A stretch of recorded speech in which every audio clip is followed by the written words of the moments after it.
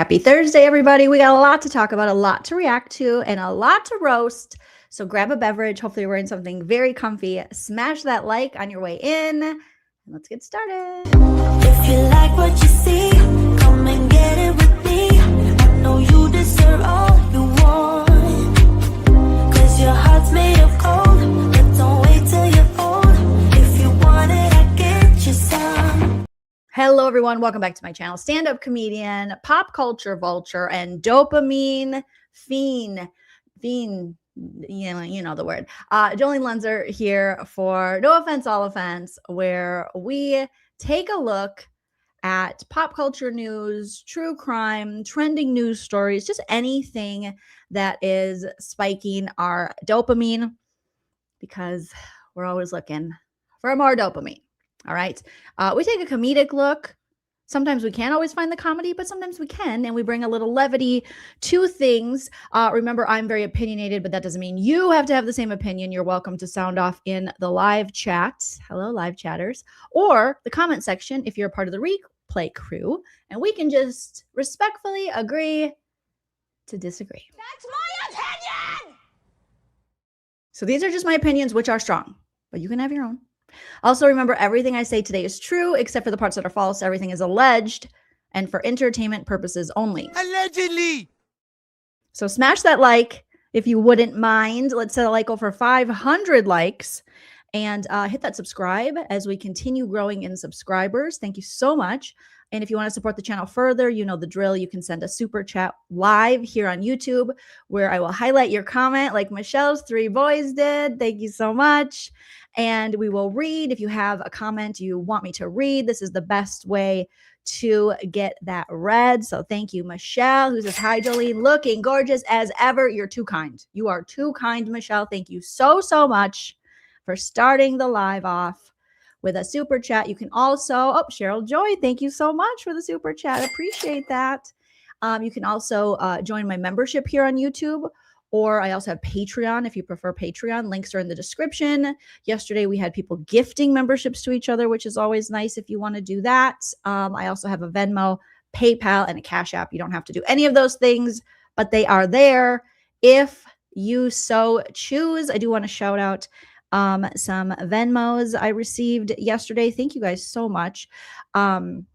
Let's see. I got one here from Karina. Karina, thank you so much for the Venmo and the kind words. And Jane as well. Thank you so much, Jane, for the kind words and the Venmo. And Michelle, I got one from you on the 3rd. Hopefully I mentioned that one by now, but if I didn't, thanks again. That's so sweet of you. Lowlyless, thank you so much for the super sticker. I appreciate you guys. You little sweeties. Wipe the CDs. Yesterday, we talked about quite a few things. We got a little bit into some Traitors news. We have a new season of the Traitors. The first U.S. civilian season is starting in, allegedly might air as soon as this fall, which is crazy. And then we talked a little bit about the behind the scenes of Rob and Maura and Candace and Tiffany Mitchell and the Birkin bag. So if you missed that, that was on yesterday's episode. We also got into this Kouri Richins case that I am just dipping my toe in. I know that it is well underway. And a lot of the true crime community is covering this, and people are watching the trial every day. But we got into the text messages between Kouri and her boyfriend, because Kouri is accused of murdering her husband, Eric. And apparently she had a boyfriend while she was married named Josh. And so we're going to get back into that as well today. Because their text messages were pretty cringe. If you followed the Karen Reed trial over here or anywhere else, it's on the level of the Brian Higgins, Karen Reed texts. Cringe level. Turn his TV off. Turn his TV off. So we were doing some dramatic readings of those. And then we also talked about, thank you, Evelyn, for reminding me. We also talked about a little bit of Big Brother news with Catherine from last season of Big Brother, doing an interview on Ashley Hollis, the winner of last season of Big Brother, on her YouTube channel, where Catherine talked about finally breaking up with Riley and them not being together. I mean, that deserves the heavenly sound effect on the little stream deck here, because, oh my God. Give me a thumbs up if you guys can hear that. Sounds from the angels in the heavens that Catherine finally separated herself from that horrible alleged bull rider with multiple alleged baby mamas, Riley. Ugh. Like Evelyn saying, I still can't believe Catherine stayed with Riley for spite against the internet. I mean, yeah, that was interesting. So yesterday's episode, I'm breaking, some of it up into little shorts for those of you that like shorter content. So keep your eyes out for shorts, and then more condensed videos as well that I think just call videos, because they're shorts, which have to be under a certain amount of time, maybe like 3 minutes or under 2 minutes or something. And then there's shorter videos. So not to confuse you.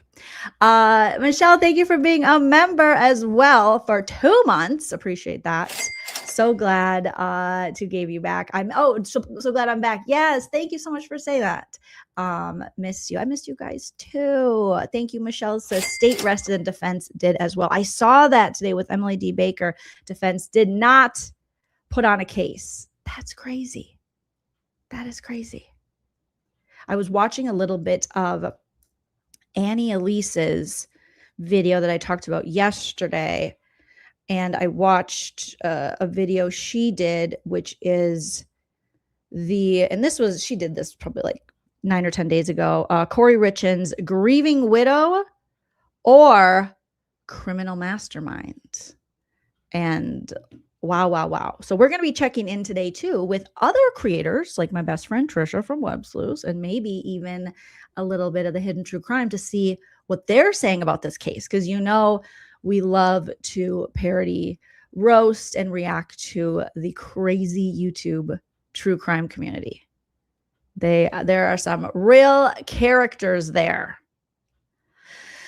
Yes, a curious-minded seeker said the Richins trial evidence presentation ended today. It was a wild day in court. Oh my gosh.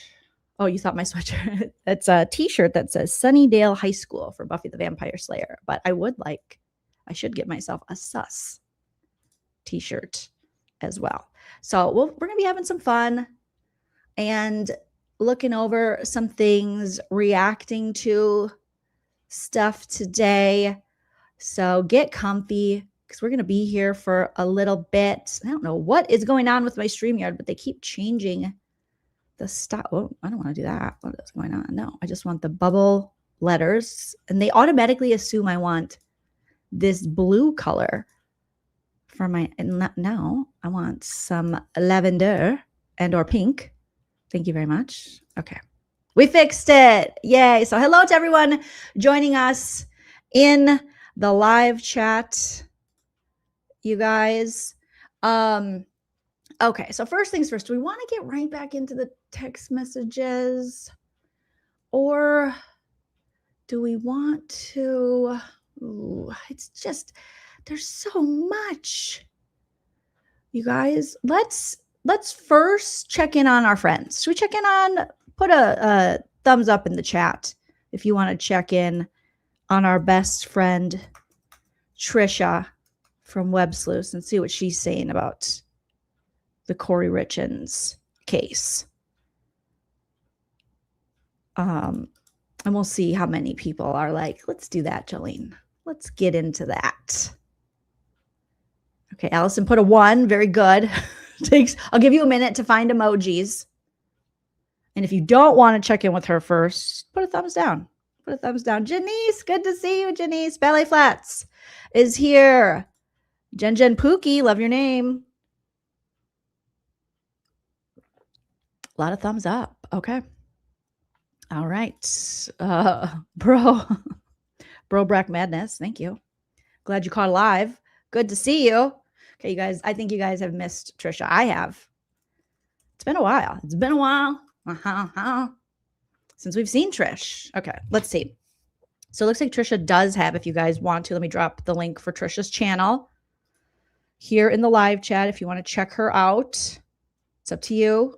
You know, we never want to stop a lady's bag, and she is my alleged best friend. There is her channel. I'll also put it in the description of this video. Allison, you're like me. I struggle following basic instructions. I don't think you struggle. You're probably just doing a million other things too. And you're like, what did she just say? Story of my life. You're probably just a wonderful neurodivergent. I'm just adding you into my tribe. I don't know. I'm just diagnosing you. Am I raw dog? I am raw dog in a yellow Gatorade. One of my favorite terms is raw. I am. I ran out of red. And in the Costco packs, they give you red, yellow, and blue. Why even put blue? Am I 5? And some could argue, okay, like 10-year-olds are drinking Gatorade, Jolene, but I like Gatorade. But blue is like drinking pure sugar. It's like drinking crack or something. It's too sweet. It's just gut rot city. But yellow, pretty good. Red, perfection. Perfection. Thank you, Michelle. Michelle says the video short you did with allegedly drunk/drugged Lowen was hilarious. I appreciate that. That was a fun one. So hopefully Tricia has had more. Maybe she's had cease and desist. You sent a cease and desist. Lauren on recently, and maybe she's allegedly been intoxicated. Obviously, everything I say is true. Like I said, except for the parts that are false. Everything is alleged and for entertainment purposes only. But she was doing a little something. She was having some beverages, allegedly. Okay. All right. And this was becoming uncomfortable for me. Oh, you like orange? Oh, okay. Oh, I don't think I've had an orange Gatorade in a while.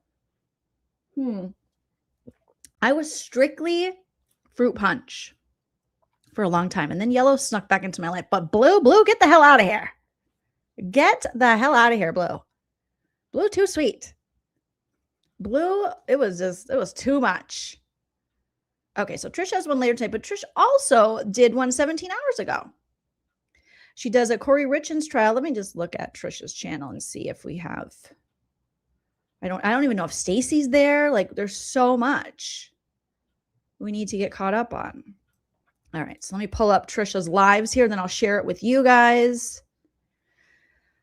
And okay, that was from a day ago, 17 hours ago. Nancy Guthrie, she's we got still updates on that from Tricia. Oh, she's talking about exclusive. Let's just go to yesterday's and see what Tricia has to say. I will again drop the link for this in my description of my video after the video posts, so that if you all would like to go over there and watch Tricia without my rude interruptions, you can. Okay. There's my bestie. There's my best friend. She a real bad bitch. Got her own blouse. They are all real silk. And then she likes to wear, what are they called? Her little jackets. She likes to wear her blazers. Blazer Trish. Grape is good, Steven? I've never even had grape. Oh my God.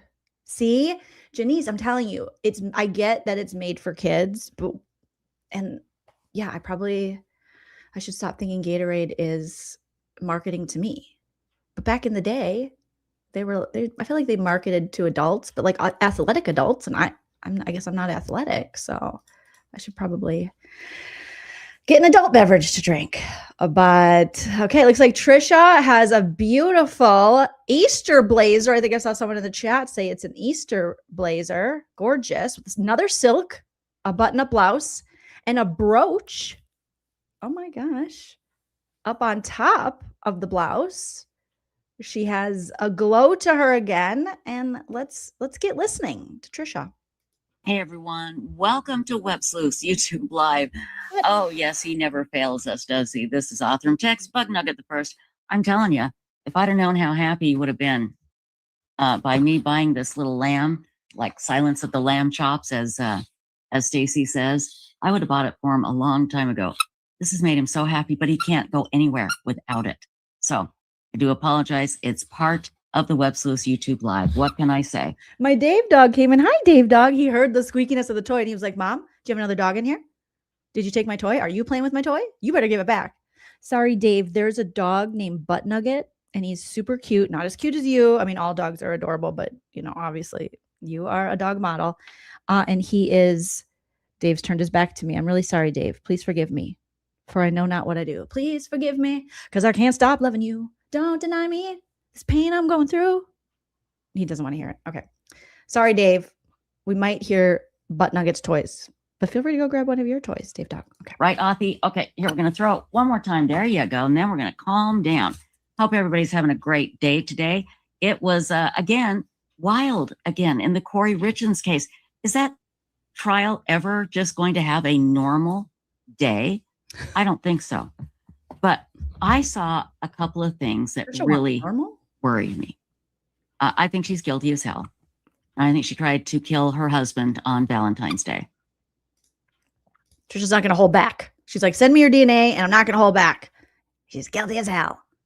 And Tricia's not going to take it anymore. But a couple of things that detectives said to the housekeeper when they were interviewing her that really, really got to me, that worried me, because I can see somebody in the jury. Hold on.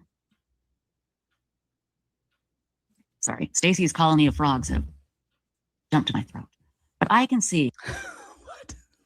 Stacy's calling her a frog. Stacy wants to take Tricia and put her out in the swamp with her and the frogs. Maybe that's why Stacy likes Tricia so much and wants to be her executive producer from the swamps, because Tricia reminds her of a frog. One juror. Take what these detectives said to the housekeeper, and maybe some of you know what I'm talking about, and go, yeah, no, I think she's guilty, but not beyond a reasonable doubt. That's what scares the hell out of me.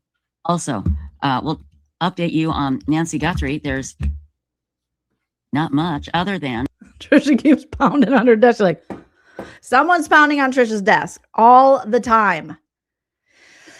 No, 237. I'm so excited for you. Says, hi, Jolene. Off topic. Last week, I adopted a tripod orange cat named Max. Please post pictures. Please send me pictures. Email me, joleenreacts@gmail.com, so we can see your beautiful tripod kitty. Obviously, we love tripods.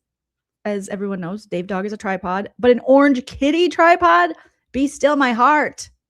Congratulations. Oh my God, I want to see your kitty, Max. The sheriff confirmed they still have Annie Guthrie's car. Now, why? Why would they have that? Why? For that long? Is it being, somebody said it's being repaired? Tricia, you tell me. You're the web sleuth. Again, she's like, why would they have that? You tell me, girl. Here's the thing. Let's just do a hypothetical really quickly, and then we're going to get to actually our first story, which is about a missing teenager that's been missing for a month. Oh my God. What are we talking about? I thought we're jumping all around. I mean, I'm a jump around ADHD gal, but this is too much. And they've arrested the guy that they think she was with, but they can't find her. Yeah, we're going to get to that here. That's going to be our first story, but really quickly. Okay. Why would they keep the car for that long? Now, if it had evidence in it, I would think they would have found it the first 2 or 3 days. What? And then arrested them. Or somebody. But I can't imagine they're still looking for evidence in the car. They can't be. Or are they? Again, we could be away from Tricia for 10 days and the motto of her channel still is, I don't know. We don't know. Nobody knows anything. We're going to talk about it. We don't know. We'll say we know, but we don't know. Thank you, Michelle's 3 boys for the $1.99. Says I need to ask Tricia if Joe Rogan. Yeah, if Joe Rogan is okay. Has anyone asked Tricia if Joe Rogan is okay lately? It's just weird. It's just weird. It's weird. Again, there's so much in the Nancy Guthrie case that we don't know, that for us to try and figure it out, we can literally go in 8, 9 different directions. You know, is it being repaired? Does it need to be repaired for some reason? Are they keeping it because they're waiting for tests to come back? Are they keeping it just because they want to put pressure on? Maybe they're keeping it because it's a nice car and they want to drive it around. I don't know, Tricia. MoveOn.org. I'm going to fast forward a little bit. That's where you get the good, incredible information. You want to talk about Kouri Richins? I'm going to be putting up a link to the Kouri Richins Trial discussion thread On websleuths.com. Send us your DNA. Send me your sperm. that will blow your mind. The stuff that our members are coming up with, it's incredible. They're watching the Again, one of her members came up with in that she told us that they had Nancy Guthrie. It's not enough. I don't know if I trust her members. Allegedly. the trial all day and commenting on it all day long. And it doesn't move so fast that you can't read it. And plus, when people post, they know there are rules on websleuths.com that they have Really? to follow. They can't. Is there are there rules about lying about finding Nancy Guthrie when you didn't, or about having her when you don't, Tricia? Be jerks. That's the biggest one. So Oh my God. I'll put the link in chat and I'll put it in the description. It's on websleuths.com. Just one of the tens of thousands of cases that we are discussing. And I'm not being facetious. That's the absolute truth. Okay. Okay. You okay? Yeah. Poppy? Butt nugget. You gonna chill out for a minute, bud? Trisha, he's so chill. You're the one that's not Trisha. Like Bestie, he's doing great. He's super chill. He's behaving. He's always well behaved. Now, some of your guests, like Lauren Matthias, not so well behaved. Some of your friends, I would say, not well behaved. You can say that these are public trials, but they're trial tourists. I do it for my work. I'm actually the breadwinner in my family with my husband. You know, I don't have a choice. Okay. Good dog. No, we're just trial tourists, but some of your friends are worse behaved than butt nugget. Good doggy. Good boy. Okay, so let's get right to it, shall we, my darling true crime angels? Now, one thing I want to tell you here before I bring the insightful one, Stacy, up. There is something I need you to do tonight, and that is it's free, and it will help our... Uh-oh. Send us your DNA.com. What is Tricia? It sounds like boom, boom, boom, boom, boom, boom. Like she must be on like a laptop or something where she's like moving. Do you guys hear that? She's moving around on it like this. Before I bring up the insightful one. That's all I hear. Dear friends at Othram Labs. They have a YouTube channel called Othram Studios. We're trying to get them up to 5. I mean, I want to get them. She's already, Tricia, we are just minutes into Tricia's live from yesterday and she's already frozen. And we're already talking about Offred from the Handmaid's Tale DNA company that allegedly pays her, allegedly. Up to 1,000. But I'm trying to get them up to 500 subscribers. They're at 411 right now. Come on, people. Come on. Do this one for me, please. Here is the link. Please, they're going to drop me. You got to do it for me, guys. Come on. Seriously. Get on with it. They only have 411 subscribers. They need your DNA and they need your money. Otherwise, we're never going to solve these cases. Don't be broke, poor bitches. Please. Michelle, don't give Joleen a super chat. Thank you. Give it to the DNA people. Okay, please. Do it for me, Tricia.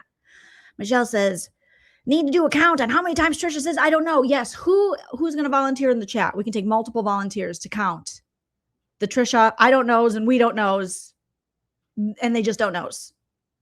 And please, if you don't mind, and keep us updated, and we'll highlight ever so often what we're up to. But give us your money. All right. To Othram on YouTube. They have their own YouTube channel now. They're going to be putting up the stories behind the cases, all of these cases that they deal with that affect them so much personally. You've seen the people from Othram. They've been on here. They're kind, loving, brilliant scientists. I've never seen them. I gotta look up their YouTube channel. Othram? Othram. Okay. Forensic case. They got 127 subscribers. And they have, they've had a YouTube channel. It looks like, if this is the right channel, they have 8 videos, 127 subscribers. Othram is revolutionizing how forensic cases are solved. Justice is served and families, what is this? Oh, and families are mended. Oh, geez. Yeah, Othram.com. And the last video they did was a year ago. So they're not even putting up new stuff, Trish. Bestie, what are you doing? Bestie, stop. Brilliant researchers. They have the top DNA lab in the world. And they're putting up a YouTube channel to tell the stories behind the testing. So please, everybody, there is the link. Give them your money. Give them your money. Just put it in chat. Please click on it and subscribe. Let's get them. They haven't started their channel. It's there, but they haven't put up their first. What are you looking for? story yet? Let's get them up to 500 subscribers. My God, they only help millions of people, all the time, all over the world. So please, let me put it in there with a title. And it's just Othram Studios on YouTube. So you can just look for it in YouTube, in the YouTube search bar. Just put Othram Studios, and it will pop right up, my darlings. So thank you. Oh, thank you. Who did that? Neil. Thank you, Neil Campbell, for just subscribing. Thank you, thank you, thank you. So I would love it if at the end of this live stream, they're up to 500. Come on. I know. We can do it. And we're not asking you for money. Come on. No, you are asking for money. You're asking for money for Othram. You're despicable. And they're maybe allegedly giving money to you. Allegedly. Just say, I need to make this quota, okay? It's an MLM of DNA and spit and sperm, and I got to get so many people registered, or they're going to drop me, bro. Come on. Please, God. Seriously. I can't afford any more of these bolo tie brooches unless Othram pays me. Yeah. We're not asking you to stand up and do anything, exert yourself in any Yeah, it's an exertion to go get a debit card or a credit card and put it in and give them money or send them my DNA. way. I definitely have to get up for that, Trish. Couple of clicks. That's it. Okay. Trish is just like, you broke hose. It doesn't take that much. Get off your lazy asses. Okay, if Stacy can show up and executive produce while not executive producing and just hanging out with frogs, you can give money to Othram. Okay.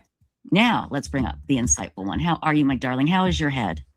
How's her head? What happened? Did you hit her? Oh, terrible. But Oh, well, honey, you don't need to. If you need to go and rest, do that. I don't want you. I think Stacey's trying to get out of this. One moment it's her husband's heart, the next moment it's her head, then it's the frogs. I mean, God bless, but Stacy, if you don't want this gig anymore, just quit. Here, if you have a bad headache. no, I'm good right now. You good? Okay. Well, you and I were talking about this story, and I'm going to play a video here.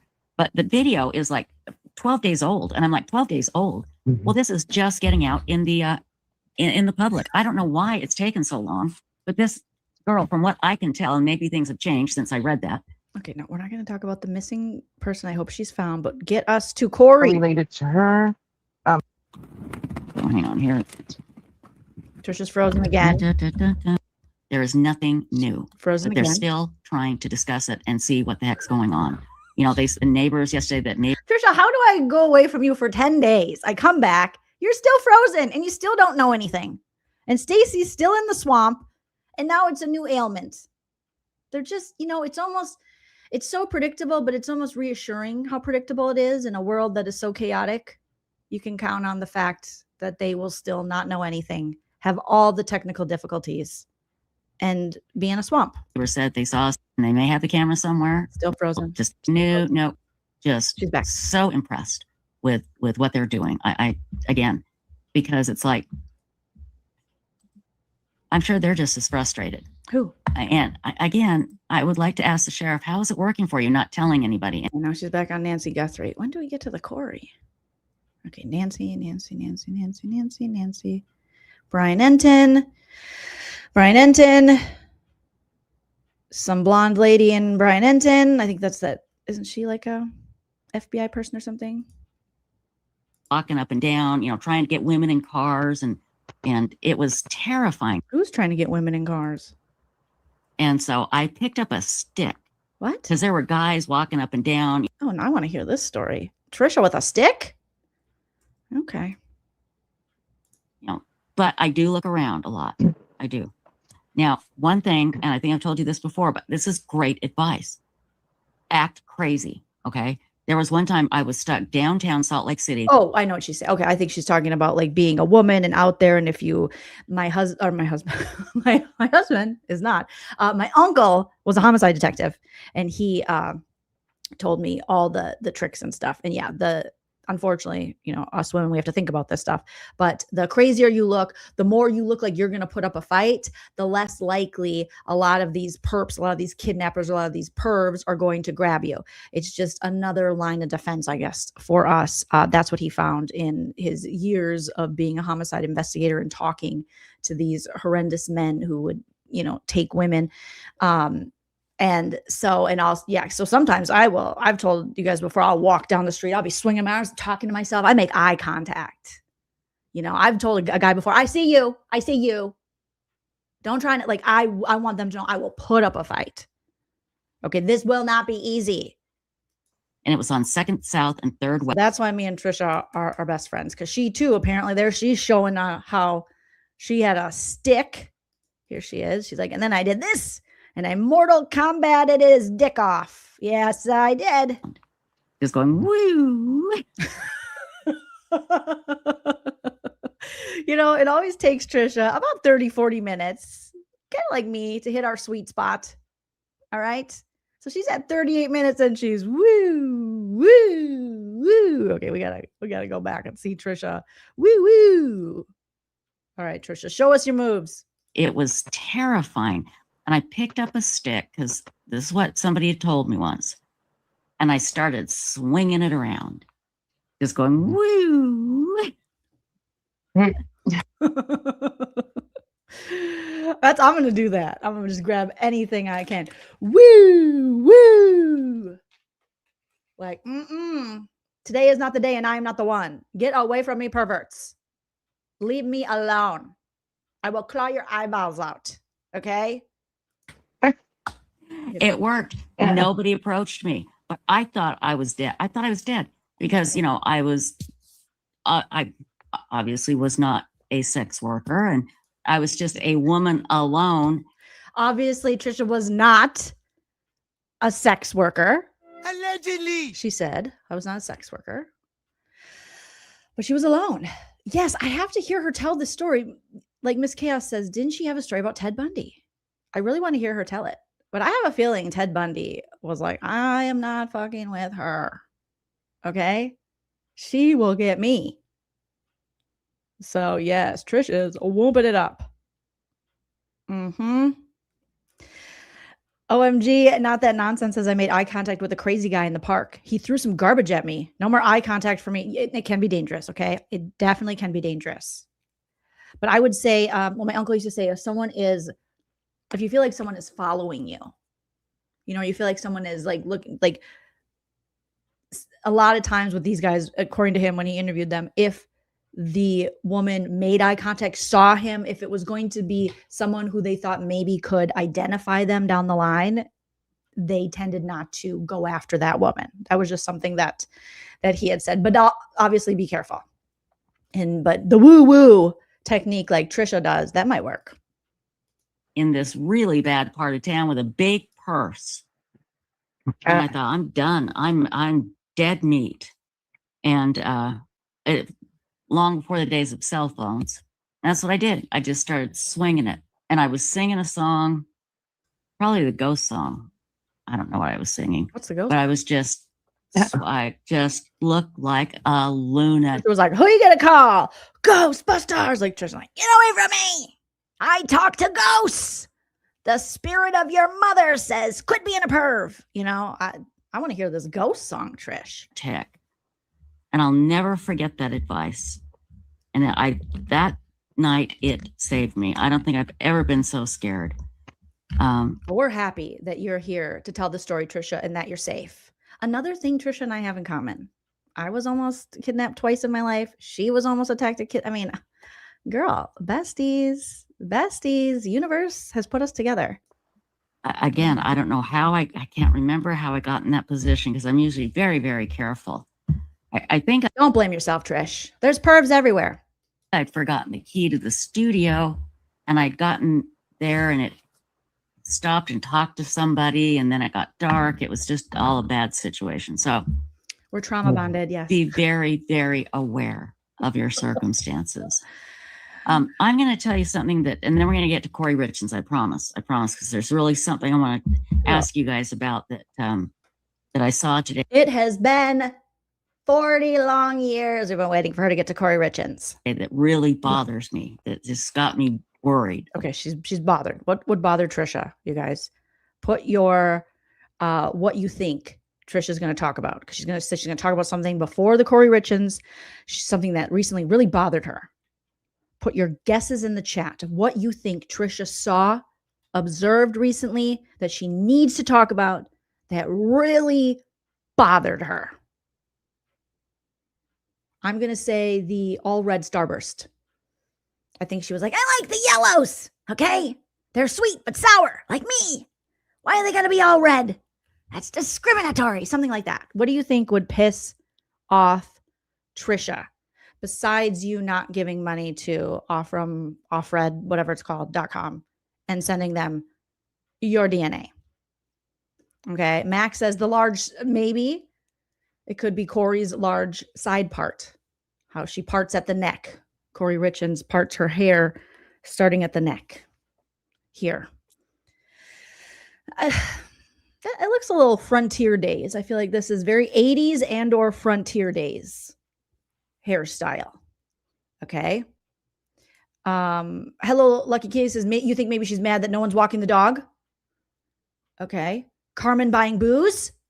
John Bonet. Or what's his name? What was John Bonet's dad? Was his name just John Bonet? No, that was John. That was what is Ramsey? What was the dad's name? Probably mad at him. Something negative about Lauren. Not enough money. Janice, how can you hate red starburst? Red and pink are the best. John Ramsey. Oh, so many Johns. Thank you, Hello Lucky Kitty. That Kouri didn't testify. Okay. Yep. Patsy Ramsey's handwriting that Tricia likes to display over her tots. That could be. John, thank you guys. I don't know why I couldn't think of his name. It's like, what's his name? So, okay, it's got to be John Ramsey. But let's see. Let's see if any of you are right. Good guesses, by the way. Good guesses. About this case. I need your opinion.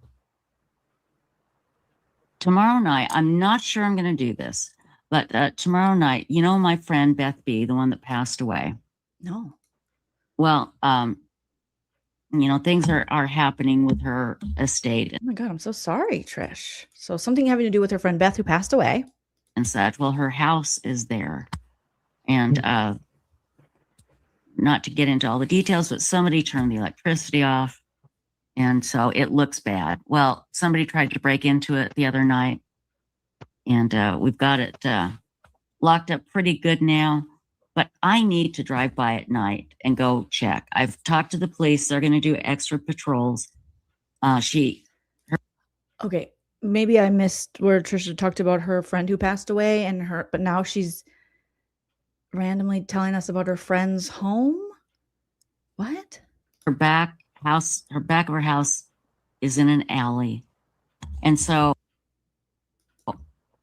I thought, what better group of people to take with me on an adventure to go check my friend's house to make sure it's not being broken into than you guys. Oh no, that's horrible. It's not enough. So you're going to take people from your channel on a live stream to your deceased friend's home that someone might be breaking into?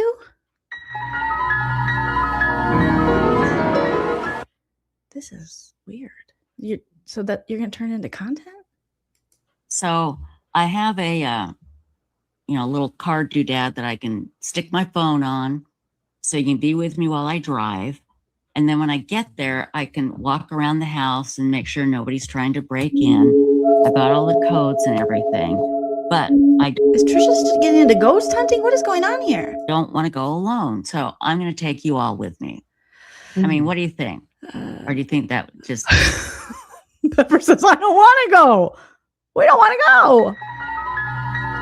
And non-crime. Why? Why are you doing this to us? Why do we want to go to your friend's house? Sounds boring. No, I think that's cool. Stacy, shut up. Shut up, Stacy. Stop lying. Stacy's just like, well, I think it's great. Then I don't have to show up to work. What is going on? Okay. I mean, Earthly, I'm not going to say I won't watch it. I'll watch it. But this is weird even for Tricia. This is weird. Okay, we'll do that. It takes about 15 minutes to drive there. I think she's trying to be JLR or something. She's trying to be one of those streamers that goes to crime scenes. I don't know. Going to see if I turn my phone out. Oh God, she doesn't even know where to place her phone, you guys. Girl, you sturdy as hell. Speak 3 languages and I heard you read Well, I braille. think, okay, if I put it, I'm going to drive to my friend's house. She doesn't have electricity, and sadly she's deceased. So if I put my phone on one of them sticky things and then I turn it toward me, you're not going to be able to see the house, right? It has to be towards the house, right? So I have to find out how to turn a phone. So maybe you guys can help me with that. Oh God. While I'm broadcasting to the road, if you guys can see the road or if it's just lights. You know, if you can see the road and the cars, I'll keep you guys facing that way. But if it's just lights, and I'll turn you around, you can just stare at me while I'm driving. But I never look down at my phone. If I do talk on the phone, I have the speaker on, and I never look down. So I am so careful with my phone and everything. But I just want to go by there. I want to park there for a little bit, let somebody know that somebody's there, and just drive around and make sure. Yeah, they really tried hard to get in, and thank goodness they didn't. They got in one night, and what they did was they went around and they collected a bunch of stuff and put it by the window that they got in. They didn't have to break it. And it was a box of wires. And the only thing I can think of is that they had copper in them. You know, that's a big thing. She's like, they're trying to steal the copper. Yeah, don't bring Lauren. Don't let Lauren drive, okay? We don't want, you're already going to be distracted driving, and now we're going to have a drunk driver, allegedly. Oh, boy. Is it tonight? Because she said this yesterday. So she said she's going to do this tonight? Oh, God. Tricia, where's Tricia's son? Can you go with her just to protect Tricia at all costs? You need a buddy system, not just the internet people. I mean, it was a huge box and a bunch of stuff that they had moved ready to come and steal. And so, yeah, when I say we, it was a friend of mine who was able to go down there and put padlocks on everything and bike locks. And we've, like I said, we've got neighbors watching. God, I wish we could get the electricity turned back on, but I got somebody driving by there tonight for. I'm confused. So she said her friend is deceased, but she still has this house. Is the house like up for sale? And the electricity got turned off? And there's no one who's like an executor of the house or in charge of it, or a family member? Or if it's Tricia, then of course the electricity got turned off. But there's no one who can get it turned back on? Oh boy, this is already such a mess. This is already a true crime story that Tricia's creating. Thank you, Michelle. Michelle says she needs to solve who turned off the electricity. Yes, this is the case of who turned off my friend's electricity. And I love that you guys are guessing what kind of car she drives. It's a small one. I think it's, do they still make Corsicas? Some kind of Chevy, not a truck, and or Kia. I could see her in a Kia. Okay, you guys are seeing a Monte Carlo. Ooh, okay. Maybe like a old ass caddy. But you know what? I think you're right. Hello, Lucky Kitty. I think it's a Hyundai. She's a Hyundai lady. Or she's got, a Ford Tempo. Do they still make those? She's got a Ford Tempo with a loud muffler. It's dragging. You know, they're like, here comes Tricia down the street. Just like, I was going to get that fixed. I propped it up with some scrunchies. It keeps falling. What's going on? Thank you, Michelle. Michelle says maybe check. Yeah, you could check with the electric company. We could start the investigation for you, Trish. If the power is off at any residence, the first place to check, if you can't get it back on, the electric company. Yep, that is, yep. Turn this TV off. Turn this TV off. That's what you do. Oh, not a Saturn. If Tricia had a Saturn, I would fall in love with her even more. Okay? What? That's a blast from the past. She drives a gold Cadillac. Janice is saying like Garth Daybell. I think it could be an old caddy. I could see her doing that. A little bit. So I'll take you guys with me when we're done. So it'll be a late show tomorrow. So you. Okay, we're going to have to check in tomorrow and see this electricity ghost hunting field trip she's taking us on. It's going to be a mess. And I guarantee it's not going to work. Not the electricity, but the live stream itself. There's going to be so many technical difficulties. It'll just be Tricia, and she'll be frozen like this. She'll be holding her phone like, I'm going to flip my phone. And the whole way, it'll just be frozen Tricia with a little bit of street light hitting her beautiful face. And that's it, but pretty dark.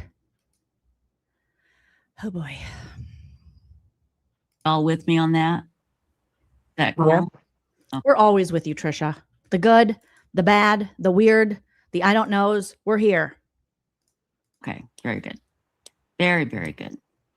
So I won't do it tonight, but I'll do it definitely I do tomorrow. it right now. Just get up and go. Get up and go. Get your blouse, get your blazer, and get in your car, Trish. So we'll see. It might be very exciting, or it could be incredibly boring. I'm not sure which. I bet it'll be a combination of both. But okay, have I missed anything in chat? Everybody doing I'm sure you've missed a lot. okay? We're not. It seems to be. Good. Well, Red Like Wine again, it'll be after the live stream. The live stream is usually about an hour and a half long. So let's see, 10:30, like midnight Eastern is probably when I'll start driving, which is 11 my time. And I'll just take you outside. What I'll do is I'll log off and I'll log back on my phone. Stacy, you can. She's walking us through. See, what I'll do is I'm going to do a live stream first, okay? And it's about an hour and a half, okay? What I do is I click the link and go into my own studio and I hit go live. And at the end, what I'll do is I'll end the stream. So I'll leave and stop, living, as you guys call it. I'll get in my car, okay? I'll start a new go in my studio live, and then I'll drive. I won't look at. I'm not gonna look at it. Okay, I'm just gonna drive. And hopefully, I'll figure out how to turn my phone, and then we'll drive, and we'll see why my friend doesn't have electricity and who's stealing and/or eating the copper out of her home. Okay, we're gonna get to the bottom of it. Hopefully, might be boring. I don't know. That's what we'll do, and then I'll drive back. And at the end of that, I'll hit end live, and then we'll be done. And I'll come back the next day. Sound good? Sound Stay good. on, Okay. right? Yeah. Okay. And then you can post it and look at the questions and such. Okay. But remind me, I'll need you. Mav, Hawk, that's a wonderful point. Tricia, you can't stream from your living room. Now you're going mobile? Girl, this is gonna be a mess. I am here for it though. A mess in a dress shirt, but we are here for it. To start the live stream, because if I log off, that might cause a problem if I start it. What? So Okay. I'll need you to be the main one to start it tomorrow. But that's all technical stuff. You don't need to worry about. Starting a live stream? Is that what she's worried? That's going to be the hardest part of this? Oh my God. Yeah, just starting to back up. Oh boy. Trishy, can someone write this down for her in a notebook? You go to StreamYard. You enter your studio. You hit go live. You're live, but You add yourself. I guess there are some steps, but oh goodness. That people. Okay. Oh, before we get to Jesus. Kouri Richins, I want to read Right. one more thing about. Jesus. God is a man made up by other men to tell them that they're special. One more thing. Okay, Tricia. The sheriff. This was released today and from AZ Central. And there, Stacy, Deference said, poor Stacy. First a head injury, now this. I think Stacy's giving herself head injuries so she can miss work. She's trying to get workers' comp. Tricia's like, I don't got that. What? I can send you a carton of smokes, but that's about it. Or the red starburst I don't like or trust. they're saying that Sheriff Nanos Tricia's frozen again. is lying on his resume. Oh boy. Yeah, that's what they're claiming here. They're saying that Chris Nanos, his work history was misrepresented on his resume. Okay. Mhm. Yep. Pima County Sheriff Chris Nanos, his work history is misrepresented and his public resume, raising new questions about the sheriff's background as he faces the biggest test of his career. Nanos' resume, posted on the sheriff's department website, says he worked at the El Paso Police Department until 1984. Records obtained by the Arizona Republic tell a different story. Nanos resigned in lieu of Tricia wants to fight Nanos. termination from She wants to go woo, woo, woo, right on Nanos. his hometown police department in 1982, 2 years earlier than is stated on his resume, according to records provided by the El Paso Police Department. His decision to step down to avoid being fired followed a long list of disciplinary issues at the department records show. Nanos had notable successes in the department. He was named Officer of the Year for saving his partner's life. Okay, that's awesome. Thank you, Tricia. Are we getting to Kouri? Let's fast forward a little, guys. As the search for the missing mother of Oh, Jesus. are trying to hold me accountable for what I say. Well, when you say stuff publicly, kind of makes you accountable. Call me crazy, Stacy. Call me crazy. She's frozen again. I gotta get this screenshotted. Little Trishy poo. She's been frozen for a while this time. And the car, yes. Pepper, the car is definitely a stick shift. Crazy. But when you Right say now something- or later? I will. well, at any time, now, later, in between, it's all true. No, I agree. Yep, I agree. That's just not anyway. So, Nanos is an El Paso native who majored in public administration and Oh, Jesus Christ. We're still talking about him. Let's see if she's still frozen. Someone in her own chat said, "You crazy, Tricia. Tricia, you crazy." as a young police officer, employment records show. She's still frozen. Jules and me, you crazy, Tricia. Okay, we'll fast forward. That timeline Still frozen. flashes We're like, I'm going forward and minute. 4 years later, We're at 54:59. Let's go to 56. telling the Wall Street Journal that, quote, haters are going to hate. Holy shit. Okay, now she's back. I need somebody to recognize it with me. But when something upsets me, like right at the time, I can just Oh, her blood pressure's going up. blow my top, as Stacy has observed occasionally. I'm gonna blow my top. Rarely. But anyway. Hi, Gucci 0307. Good to see you. Well, yeah, Bipolar Express. I don't know enough about the case to say whether Bipolar Express is always in her chat. he's been good at handling it or not. I don't think he's been good at handling the press and the public relations Trisha goes, I think Nanos is really John Ramsey in a wig. I do. at all. Again, he needs me. He doesn't know it, but he needs me. Oh my God. Tricia, we thought this before, but I think that she's got a crush. Tricia Nanos sitting in a tree. A web sleuthing.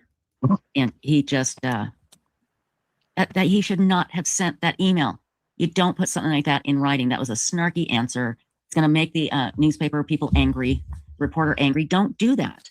Yeah, 2 years on a resume. That could be a typo.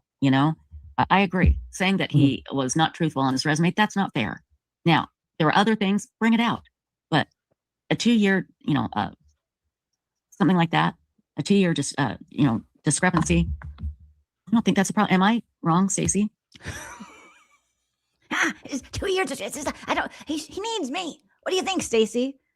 She's in the swamp. She don't know. Well, no, or we remember it wrong, And so a lot of times on resume or applications and things, it's like, it's true to the best of my. Everybody lies on their resume. Some positions you probably shouldn't, but I think most people probably give a little. From what I found, especially when it comes to any of this crime stuff. We remember Karen Reed and the trial and some of the experts padding their resumes. My recollection or my knowledge, because we do. I used to say early on that when I graduated college, I was proficient in Excel. I wasn't, still am not, never will be, don't want to be. But for some reason, everybody was like learning Excel at the time. I was like, I don't even know what it is, but I'm pretty sure I'm proficient in it. Sometimes mix up dates on Sure. employment, Exactly. So, And- yeah. But like everybody is saying, yeah, what he did at Nancy Guthrie's home by releasing it so early so reporters could walk up and see all the blood there, not good. And then they locked it out again and then released it again. And that was crazy. That was just Crazy. not good.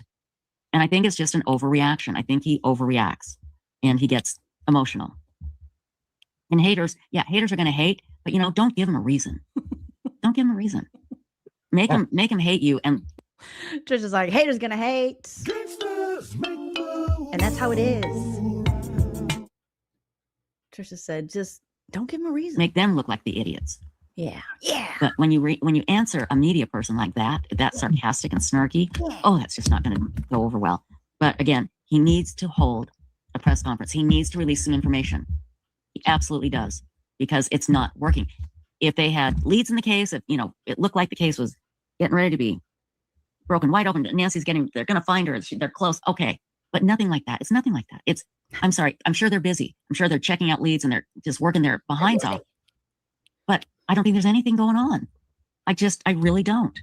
So I don't know, guys. You guys, that was another. I don't know, guys. I just don't know. Do this, do that, do something. Nanos, you suck. You need me. I love you. Have you seen my new blouse? They're all silk, soft to the touch. Hit me up. Call me. WhatsApp. Let's do it. I'll eat your He haters. needs to release information. Somebody needs to say to him, Sheriff Nanos, how's it going for you? I love you. Do you need a back rub? Okay. How are you doing downstairs? That's in your pants. Do you need a lady friend? Are you lonesome tonight? Something, guys. Is this what you're doing? How is that working? How's it working? Oh, it's not? Oh, it's not? You miss me? You need me? Say it. I'll be there. Let's try something different. I'll take the fans with me. I'll take my subs with me after I check my unfortunately deceased friend's electricity. Stacy, when is everybody in the world going to listen to me, huh? I don't know, but they need to. Like, I'm trying to smoke with the frogs. Me and the frogs are smoking. Okay, we're smoking and we're playing poker. We don't have time for this. They just need to. Can you take over chat for a second? I just want to look up one quick thing before we get to Kouri Richins here really quickly. Okay, we're now 1 hour in, and she prefaced this an hour ago. We're gonna get to Kouri Richins. Yes. Thank you. Oh, let's see. Tricia's frozen again. I'm going through the chat right now. Hey, everyone. Hi. Go ahead, I'm 7. Hey, everyone. It's just in the small voice going to the chat. What you guys said over here? Let's see what you guys are saying. We got our Kirsty Crime Time says, oops. Okay, that's a good one. I like that. Ribbit. Earthly says Tricia's blood is, go ahead, I'm 7. 93% synthetic silk. Okay. Ribbit. Someone here says they are in possession of Nancy Guthrie on Web Sleuths. Ribbit. How you doing? Good to see ya. Okay. Yeah, I gotta fix. Tricia is fixing her 480p webcam. Thank you, Molly. Ribbit.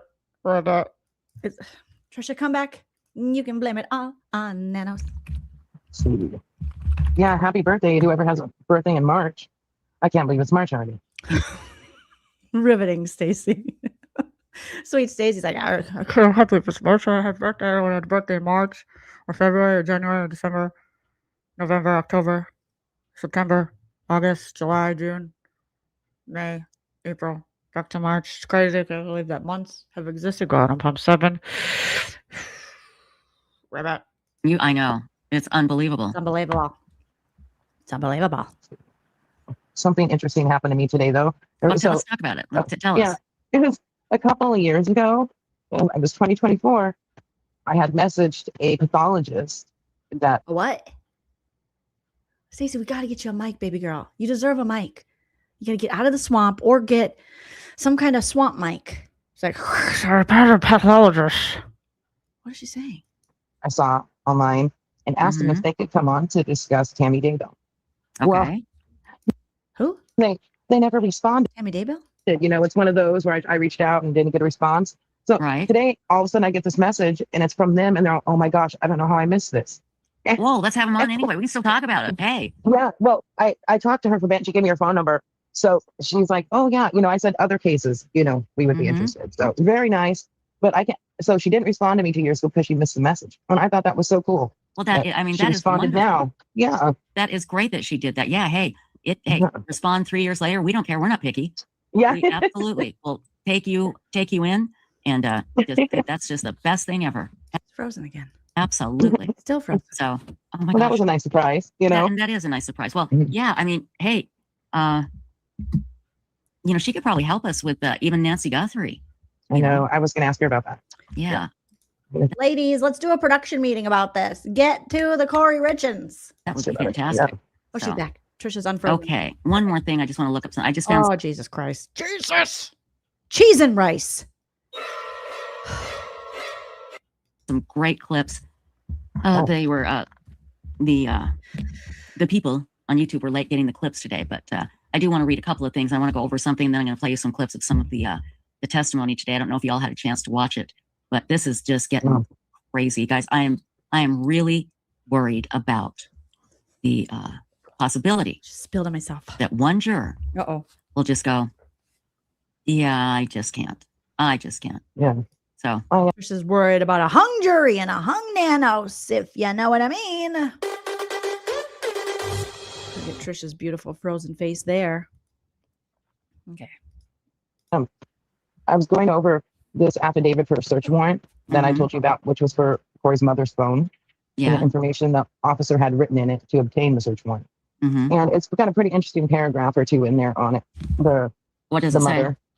say? Well, it says, in investigating Kouri Richins Associates, it was discovered that in 2006, Richins' mother, Lisa Darden, was living with an adult female with whom she was having a romantic relationship. In April of that year, her romantic partner died unexpectedly. An autopsy report of the female partner showed that her immediate cause of death was a drug poisoning from an overdose of oxycodone. Further investigation showed that Lisa Darden had been named as a beneficiary of her partner's estate a short time before her death. The female did not have current prescriptions for oxycodone and reportedly struggled with abusing her meds. She, however, was not in a state of recovery from addiction at the time of her death. Based on my training and experience, this would likely rule out the possibility of an accidental overdose. It says, in reviewing forensic downloads of Kouri Richins' phone, it is clear that she is very close with her mother and communicates with her almost daily, both for personal matters and in her business dealings. Conversations have been found on Kouri's phone showing disdain for Eric on Lisa's part. Based on Lisa Darden's proximity to her partner's suspicious overdose death and her relationship with Kouri, it is possible she was involved in planning. I saw the other dog. Captain Butterpants or whatever his name is. You guys, both dogs are there. Let me move myself out of the way. Both of Trisha's dogs are there. It's amazing. But yeah, this is boring, Googie. Googie, I hope you left an interesting comment for them to highlight, because this is très boring. And orchestrating Eric's death. Wow. So they didn't charge her though, but that is that you know, I think everybody's kind of known that based on what happened with Trisha's hugging her files. with her partner. But it's interesting that she was the beneficiary of her partner's. Is she literally hugging some files? There's Will. one nugget. No, made beneficiary. Didn't you say shortly before she passed? Yes. That very suspicious. Very suspicious. Very suspicious. Yeah, and one thing that I found really surprising today was somebody sent the detective But Nugget's like, again, that book that she wrote, you know, the grief book. Oh, yes. To basically to say, look, you know, Kouri Richins is, I'm paraphrasing, you know, Kouri Richins is this sweet, wonderful mother. Look, she wrote this book. Trisha, throw it again. But Nugget's waiting. She would never, ever, you know, kill her husband. She wrote this book. Well, guess who they found out? Send it to him. Who? Her mother, Lisa. Oh my God. Send it. Yeah. They were able to trace it. She tried to send it anonymously. Again, people think they're smarter than than the cops. Yeah, she sent it to them anonymously, trying to say that, you know, look at Kouri Richins. She's such a sweet, loving person, and look this wonderful book she wrote. That book bothers me. It is just creepy. You know what? Can you put up if you can find it real quick? She's in a swamp, Trish. She's not gonna be able to find it real quick. It's Wordwise, her video about it. Our friend Kit at Wordwise did an incredible review of the child. Oh, Kit. Shout out to Kit. Remember, she was on the live where Lauren was allegedly drunk and Kit was like all prepared and ready, and Lauren just monopolized the whole conversation drunkenly while we're being in like jail, it looked like, wearing prison garb. Book. And she brought up some things in this book that are just creepy. And when we had her on here a few weeks ago, it really was compelling.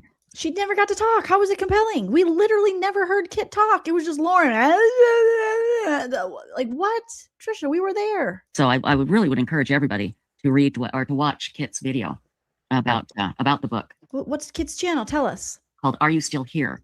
And again, written by Kouri Richins to help her children deal with the death of their father, which, according to the government and a lot of other people, think that she's the one that caused the death.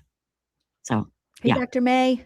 Oh, that's right. Yeah, Candy Williams. Yeah, and discovered too, it was a complete ghostwriter. I think a lot of people knew that, but it's been confirmed. She didn't do it at all. It was a complete ghostwriter that did. Complete, not a half. It was a complete ghostwriter. Yeah, she didn't do it at all. Yeah, she was great. But Kit, oh, it was all the live she did. Lauren, she wouldn't shut the fuck up. But Kit, she got to say like 5 words. That was great. Like the whole thing. So, yeah, it's very. The whole thing is, yeah, and who needs a ghostwriter for a kid's book? Yeah, right. No, it's like really. I've never heard of that before. Anna. For a children's book, never. Yeah, I can say ghostwriter for, a big, huge autobiography or some big history book or some big novel. But no, Oh, Kit is the best. We love Kit, everybody. It's the best. So, and good to see you, Megan. Really good to see you. Ew. Yeah, and somebody else illustrated it. Exactly. Megan's here. Megan, get gone. Everyone, put your brooms in the chat. We got sweet Megan out here. Get. Like when someone shows up on your porch, you're like, get gone. Get out of here. We don't want no Megans in here. She's gonna dull up the place. Get out of here, Megan. It's me again, Megan. I'm gonna drop Kit's link to her channel so you can go subscribe to her. I will put it in the description as well. Let's show Kit some love. I got to check out her channel. Let me make sure I'm subscribed. Okay, her channel is WordWise, and it's at Kit WordWise Videos. I'm subscribing right now. And then I'm also going to put the link to her channel in the description of this video so we can go support her because she got done so dirty last time she was on Web Sleuths with alleged drunken Lauren. Okay, let's say subscribe to at WordWise. We'll put that in there. And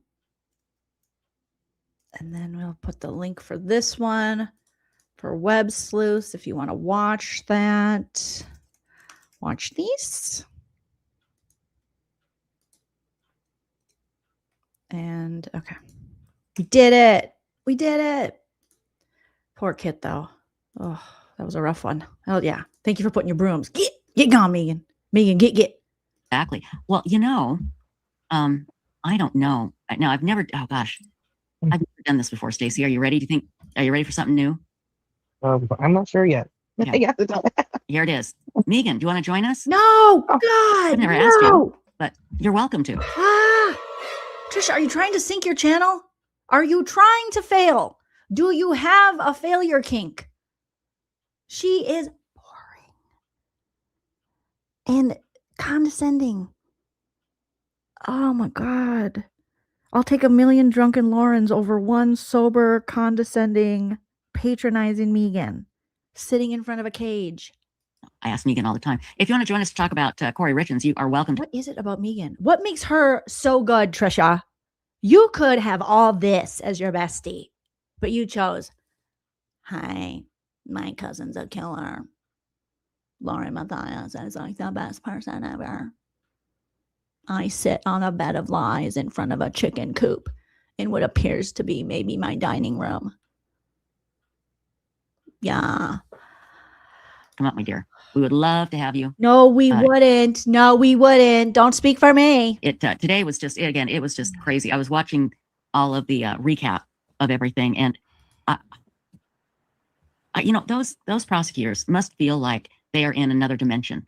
It must feel like they are not in reality with the crap that keeps coming out.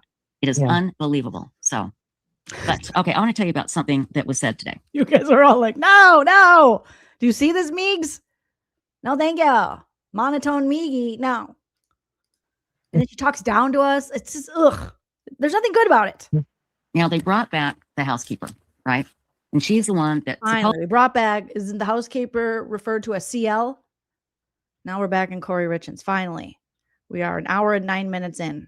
Supposedly bought the fentanyl from somebody to give to Kouri. And that's problematic as well because the guy that sold her the fentanyl, the color of the pills don't match the pills that the housekeeper said she had. And so there's some question there about whether it was really fentanyl or not. Again, reasonable doubt. Also, those of you in the chat who are more well-versed on the Kouri Richins' case as I am just learning about it. Feel free to correct anything Tricia might or probably is getting wrong. Right there.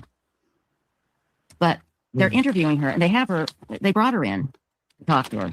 He had actually violated her drug, her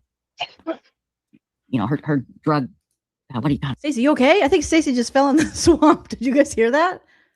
Okay, hold on. I think she fell actually violated her drug. Oh God, what happened to Stacy? Someone check on Stacy. Did she inflict another head injury on herself? Good God, Stace. You gotta turn that one up.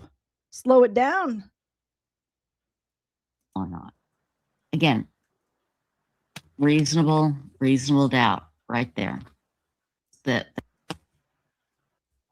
she's the one that supposedly bought the fentanyl from somebody to give to Kouri. And that's problematic as well, because the guy that sold her the fentanyl, the color of the pills don't match the pills that the housekeeper said she had. And so there's some question there about whether it was really fentanyl or not. Again, reasonable doubt right there. But they're interviewing her, and they brought her in to talk to her. He had actually violated her drug. I think Stacy is fighting the frogs. She said, who? I think Stacy and the frogs are doing karate. What the fuck was that? And talk to her. He had actually violated her drug. Stacy,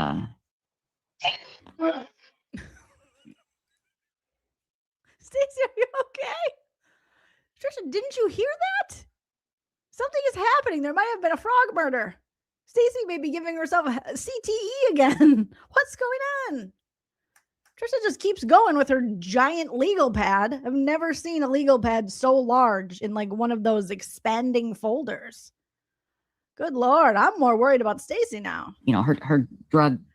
What do you call it? Like drug probation. She had violated. Yeah, she had done something and violated it. So they brought her in, and these are two things that the detective said to her, and it's word for word. Give us the details that will ensure Kouri gets convicted of murder. Now, to me, that's like telling her, give us what we need. We need those, whatever those words are, give it to us, and then we'll make sure that this drug thing goes away. They might as well have just said that. Andy with the creative writing. Andy says, does anyone else think the couch doesn't have any feet, but instead is resting on compressed piles of garbage, mouse carcasses, and insure cartons? Andy, I've thought about it, but that was pure poetry. What Andy just wrote. That's, to me, saying that to a witness that you've brought in to basically threaten because they violated their drug probation. And then they went, did she go to a concert and drink or something? I didn't quite catch that. Anyway, let me repeat this. This is what the detective says to her exactly. Okay. To the housekeeper. Give us the details that will ensure Kouri gets convicted of murder. Well, what if she doesn't have the details? I mean, that question right there in itself is something that is very suspicious, because they're asking for something that may not be available, may not be true. She may not have those words that will convict her, but they're saying, you better give them to us. I heard that and I just went, what the hell? Then another one. Get it, Trish. Let's see. Give us these notes. I thought, what the hell are they doing? We are working with. Okay. Here's the other one. Mm-hmm. We are working on what you get out of. We are working on your get out of jail free card. Let me start over. We are working on what your. God, Tricia, we love you. Wait, okay. Let me start over. Let me start over. We are working. Okay. Okay. Hold on. Let me start over. We're working on. Okay. Let me start over. Hold on. We are working on your get out of jail. Okay. Let me start over. Oh my God, Tricia, this is good. Out of. We are working on. Tricia reading from the legal pad. What to do? Oh, here's the other one. We are working on what you get out of. We are working on your get out of jail free card. Let me start over. We are working on what your get out of jail free card looks like. The goal is to convict Kouri for an aggravated murder. That was really good, Trish. I'm going to read all three of these again. And you tell me, you convinced me. She got through it, guys. Round of applause. We are working on. We are working on. That was good. Now she's going to read them all again in case you missed it. That one juror won't go, well, they pressured her to lie. Yeah. How can I convict her? All three, I'm going to read these right now. Okay, thank you. Give us the details that will ensure Kouri gets convicted of murder. We're working on what your get out of jail free card looks like. The goal is to convict Kouri for aggravated murder. We'll tell you the goal. We'll let you know that we're working on. Why does she need that huge file? She picks it up. She's like, yeah, we're working on it. Oh, yeah, we're working on. We good. And then she's really selling it. And wait, get her in jail and get out of free jail and get out of jail free and Monopoly.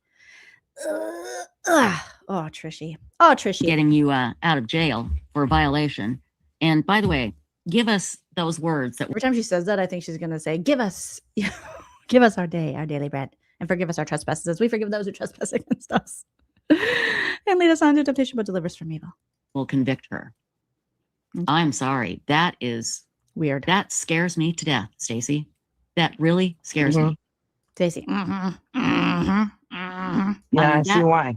I see why. They said that knowing that camera was on. Wow. Damn. You know, it wasn't That's like they were filming this and, nobody knew it was there, Yeah. So, let's see. Jesse Roblin knows everything. I need to talk to Jesse. So like when I've forgotten things in my life, I can say, Jesse, what about this? And I'm telling you, Jesse will know. It is amazing how Jesse knows everything. Jesse said, according to the housekeeper, she was given the ticket to the concert by a friend. He wouldn't take money and said instead she could buy beer and snacks. She was seen by a cop holding the beer. She stated she didn't drink it. Well, that could be true. Could not be true. I don't know. But I mean, big deal. But it was enough to violate her probation. Remember, that's what they got Richard Reese on when they took him in because they thought he had kidnapped Elizabeth. Not Richard Reese. Peanut Butter Cup. She always loves to bring in Elizabeth Smart. Oh my God. Her and Lauren love an Elizabeth Smart reference. And then obviously Tricia loves a John Benet Ramsey reference as well. So she can talk about John Ramsey. So Smart. They got him because they said that he drank a beer. So, yeah. Okay. I don't And know. Yeah. The attempted murder, Jules, that's the other one. They've charged her with attempted murder for the Valentine's Day sandwich issue. And she says, I definitely don't think they can prove the attempted murder. No proof at all he was drugged by the sandwich. Yeah. Here's the thing. It's her other actions that make her look incredibly guilty. Incredibly guilty. I don't know if we have time to go over them tonight, but we will tomorrow for sure. Tomorrow you're going to be driving to your friend's house with no electricity, Tricia. Classic Overthinker says, does anyone know if Tricia is actually real? We don't. She could be AI. And this could be like really good AI. Where we just think, she's just kooky Tricia. But we don't know if Stacy's real. We don't know if Tricia's real. We don't know if anyone's real. Stacy probably for sure isn't real, right? Stacy's like, no offense to Stacy, wonderful. But like the AI needs updating, There's some glitches. Oh boy. Okay. Hi, Vivian. Hello, people just joining. What's she throwing at the dog? A lamb, a stuffed lamb. It's his favorite toy. All the falsifying of signatures and, trying to get all this money to buy this mansion. She was obsessed with this mansion that she wanted to flip. And oh my gosh. So Anyway, I'm going to play a couple of clips here. Okay. We're excited. Actually, I think I'm going to read from KSL first. Let me grab this really quickly. Oh, jeez. No more reading. No more reading. Let's see how long it takes her to get this up. She's frozen again. Okay, this is just kind of the wrap up today. Her eyes are closed. Okay, let's zoom in and see how long she is frozen this time. Our lovely Tricia. I'm going to read with my eyes closed. Of what happened. Hang on just a second here. I want to see something really quickly. Hi, Family Shadows podcast. See you. Sometimes on these news stations, they'll put a video up. You know this, Stacy, and you think it's one from today, and it's like 3 days old. But I think this one is from today. I want to play this, and God, I hope this is one from. I think this is from today. I thought you were going to read. I want to see her read with her eyes closed. It's 5 o'clock news. I hate it when my real life just interferes with what I need to do here. Oh, come on. Am I frozen again? You were. You're good now. Really? No, you're good now, babe. Come on, bestie. Come on, bestie. You got this. You can do it, Tricia. You're the #1 crime website or something. Whatever you said. So she's not reading? Maybe Tricia thinks reading is watching videos. The Kouri Richins murder trial took the stand today. And as news specialist Shelby Lofton reports here, he answered questions about everything from Kouri's children's book to her infamous walk the dog letter. Shelby? Mike, the state did not rest today as expected, but we did cover a lot of ground with Detective I wouldn't play this. Lauren is going to be very, very jelly. That's my opinion! Oh, you're just Tricia. You're supposed to be my friend. And you're playing other people who are journalists. That's like really rude. I can't believe you're doing that. Lauren, I mean, then we'd have to assume that Lauren is actually watching Tricia, which I don't think she ever does unless she's on it. But I don't know. We'll see. O'Driscoll, he's the lead investigator on this case, and he testified that when he checked the state's controlled substances database, there was no record for Eric Richins, which means he had no prescription medications. Then we talked about Kouri's children's book titled And this was becoming uncomfortable for me. You with me? We see she promoted it, and we learned a copy of the book along with a gift message was anonymously sent to the Summit County Sheriff's Office. And it reads in part, quote, "There are two sides to every story. This is the true Kouri." Now investigators track that package back to Lisa Darden, who is Kouri's mom. O'Driscoll says there's several text messages between Kouri and a book company. She appears to have had a ghost writer write that book. And in text messages to her brother, Kouri says the kid's book helped her understand the book writing process so she can get ready for the, quote, bigger book. Then we circled back to the housekeeper, Carmen Lauber. The defense thinks she was bullied into giving false information to investigators. The state says they interviewed her multiple times, and they only urged her to give information that she actually remembers, no guessing. My partner, Detective Maynard, had previous involvement and knowledge of Carmen Lauber. He knew that she had a history of self-preservation and offering information in exchange for help with her charges. So we knew that going into it. But on top of that, after serving the warrant on her home and being in her bedroom, finding Eric's obituary. Is this guy related to Wolverine? It was apparent to me that she probably had some level of guilt or concern over her possible involvement in Eric's death. Object to speculation to move to strike. Oh, I gotta get more. I gotta watch her defense attorney I'm fascinated already. Objection, move to strike. You're stupid. I don't like your beard. I'm wearing a messy bun. And non-responsive. And non-responsive. You're not doing it right. Nobody likes you. Now, Kouri's walk the dog letter was also read aloud to the jury. Investigators took it from Kouri's jail cell back in 2023. Oh, she writes like a teenager. 2023, but it was never delivered to anyone. In it, Kouri is talking to her mom, telling her about how conversations Eric allegedly had with her brother, Ronnie. Kouri tells her mom to relay the contents of the letter to Ronnie before he meets with her former defense attorney. Now, the defense asked O'Driscoll if they ever went to Kouri's brother, Ronnie, to see if he could verify any of that information. He said some of his investigators did reach out, but Ronnie declined to speak with them. Court is back in session tomorrow morning at 8:30. I'll send it back to you. All right. Thanks for keeping us posted in this case. We'll see you more. Thanks. We'll see ya. Oh, look at that little. That's pretty much what the article said there. So, yeah. Not suspicious at all. No, not at all. No, not at all. Not one single bit. No. So, yeah, guys, yes, Candy Williams, I agree with you. Says the Murdoch case reminds me so much the Kouri Richins case reminds me so much of the Murdoch case, including all the fraud and ripping people off. Exactly. Exactly. Okay, I'm going to play a few clips here from court today. Let me find them. Really, Offie? My God, you guys, how long? We've been going almost an hour and a half, and this has just been going for an hour and a half. No, it hasn't, you liar. Tricia, don't lie on. This is going to make me not want to be your friend if you lie on Butt Nugget. He has taken ample breaks. He has been patient. He has sat there like a good boy. Okay? You are getting your exercise too. Dogs, they just did a New York Times article about how dogs make you live longer. They increase your lifespan. Okay? He has been a joy. He has done more work than anyone. He has brought me dopamine and joy. Do not lie on Butt Nugget, Tricia. It's nonstop every night. My arm is killing me from throwing it. Yes. Tricia, you threw it like 5 times in an hour. If your arm is killing you, you might be having a heart attack. And this was becoming uncomfortable for something. You might want to go to the doctor. You might want to incorporate small weights into your daily routine. Okay. And do some arm things. This is ridiculous. Look at how cute he is. Tricia, do not talk shit on Butt Nugget. I'm taking a screenshot of that. Don't you dare do it, girl. Yes. No stinker. I know, you're adorable. One more time. There we go. Go get it. No, all the times. You're going to do it the rest of your life. And you're going to be lucky every time you do it. Because one day you won't be able to do it. And I don't want to get into that, Tricia. All right. And you're going to wish you could do it. Okay. So, yeah, there was some. And you're not even organized or ready for this anyways. This is like a hobby or something.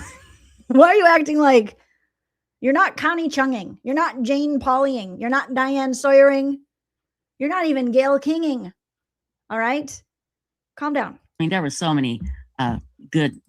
And you're frozen again. I mean, what the hell? Good things in court today. It was just really incredible. Thank you, Amanda, for sending me clips of roastable testimony and for being a member for 2 months. Thank you so much. Producer Prince has been like taking all the time off. So has producer Cordelia. They're not showing up to work. I don't know. Sometimes I have a little cat stand here. Sometimes they're there, but today they're busy. Here's a quick one about the walk the dog letter that they just mentioned there. This is really good here. This is the detective on the stand today. So that walk the dog letter is so bizarre, you guys. I don't know how she tries. Well, I do know how she tries to explain it, but it doesn't make any sense. This is exactly what she wanted to give to her mother. Recovery of the walk the dog letter, which is entangled with a whole lot of Kouri Richins is in jail. I have a proposal. Why is recovery of the walk the dog letter going to be an issue? I'm so sorry, guys. I thought this was the detective, but that's okay. Let's listen to Judge Barry White talk about walk the dog letter. So hang on. Come on. Comes in before the jury. I've already ruled on any motions to suppress it. I don't think it has to. I'm so sorry. Which number are we looking at right Currently, we're looking at 78T and 90D. So at the outset, from the state's perspective, in introducing the walk the dog letter, how it was recovered, I don't know that matters. But I can envision a scenario where, for example, defense, the defendant has said that this 6-page walk the dog letter, it's been redacted down, but 6-page walk the dog letter was part of a 65-page fictional manuscript, and it was recovered from the middle or whatever of that manuscript, and the context of it, the context of the 6 pages is within the volume of. Does he always talk like this? You guys, is he okay? What's happening? Is it because he's talking about the walk the dog letter? A book. That is untrue, and we could prove that by proving how it was recovered. Let's go in order of events, though. In terms of Jeff O'Driscoll testifying about the walk the dog letter. Go ahead. Here's my proposal. Please. I would like to show Jeff O'Driscoll a copy. Is this an accurate depiction of a 6-page letter to Lisa Darden written on either September the 12th or 13th, 2023, that investigators recovered on September the 14th, 2023, from a book that was among Kouri Richins' personal possessions? Any objection, counsel? Rather than bringing in, so the idea would be he's not going to bring in 278T and No, just we'll start there, and it will inform. You guys are right. I'm noticing the judge's voice. I think, oh, really? Yeah, I'm bringing in that. Okay, you guys, seriously, we're bringing in that form. Calm down. What we do with 78T and What we do with 78T, we'll see. 90D. 90D. So the way he just explained that answer, I don't know what I could object to. This lady, she's giving vibes, man. If you object to foundation, you're going to create a problem. She looks like she just got done selling stuff door to door at like one of those parties or something. That's what she's giving the vibes that she just showed up to one of those parties. Remember the parties people used to have where they sold that jewelry that would turn your skin green? I forgot the kind of jewelry they were. It was like Leah Michelle or Leah Sophia. She looks like she just hosted a Leah Sophia party.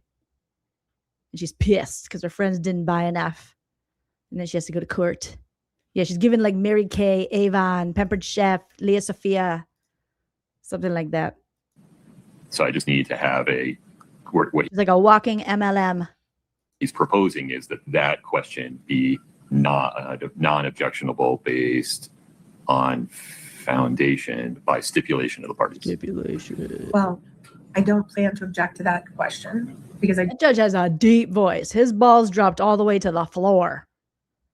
Like, oh my goodness. don't want to get into the fact that her cell was rousted. Right. So, I mean, I'm certainly not going to open that door. Certainly not going to open that door. P.S. Do you want to buy some of this real silver jewelry that will not turn your neck green, allegedly? Okay. So if it comes in that way, as I understand it, there's no need for the state to use 2-78T or 290D in its case in chief. Is that accurate? Correct. Okay. You're right. Ms. Nestor, anything further there? Anything else you guys want to talk about? Because I could talk all day. No, sir. Okay. Because I make all the ladies in the area pregnant. Yes. Well, the princess of Who is this? pointlessness. There we go. Okay. This? Who's that? Who dat? You guys, who's that? I feel like I've seen him before. Is it Trisha's boyfriend? Okay. Trisha's first husband? Is that Trisha's missing husband? Who is this? A lawyer explains. Is he a lawyer? JD, a lawyer. Have I seen him in LawTube? Who are you, sir? Well, Will. He's on a Florida beach. He's like, Will. I am a lawyer. I have a green screen. the princess of The princess. Will. I have a timeshare. pointlessness. Pointlessness. Says the real reasons Richins' jury was sent home early. There we go. Okay. I think Trisha, why are you watching him? Trisha, why are you watching him? Is that your friend? Trisha, is that your boyfriend? Trisha, you got a boyfriend? You gotta tell me. I'm your bestie. I feel like maybe I've never seen him, but he also looks familiar. Does that make sense?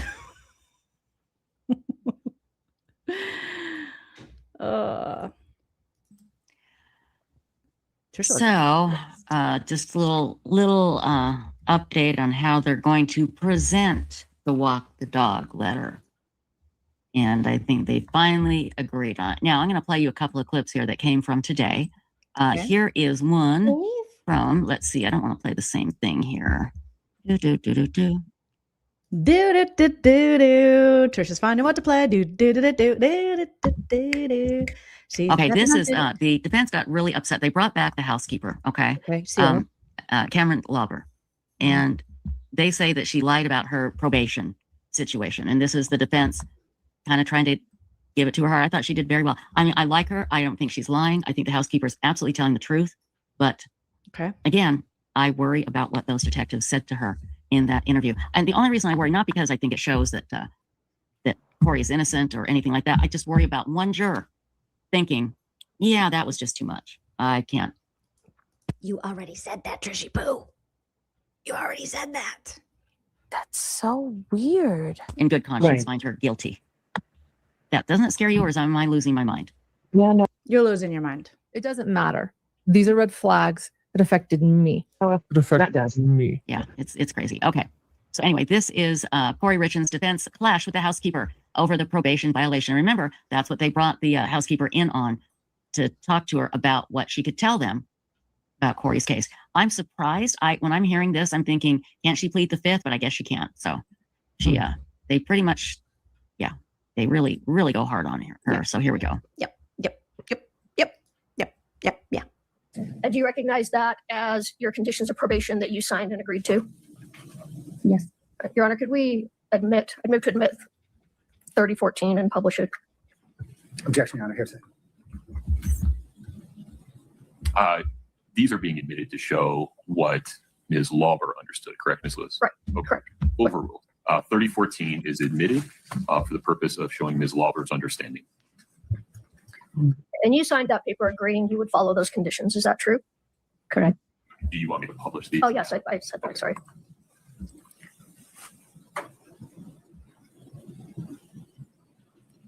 But since May of 23, I mean, you violated these conditions, true? I don't recall what you mean by that. Have you violated any of the conditions that you agreed to since you signed that paper? Which one? No. You haven't violated any conditions?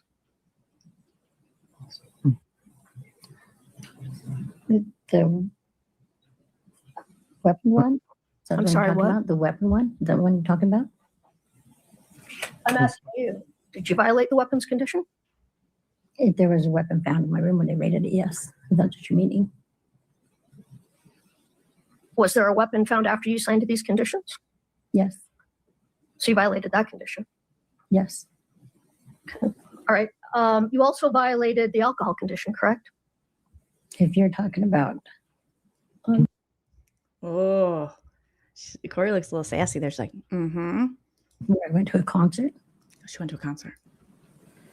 That's correct. That's what I'm talking about. Did you go see Def Leppard? Yes.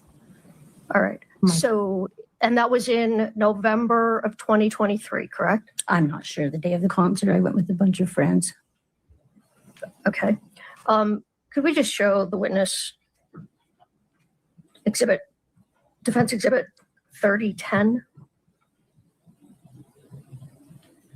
And actually, you violated in October of 2023. Is that correct?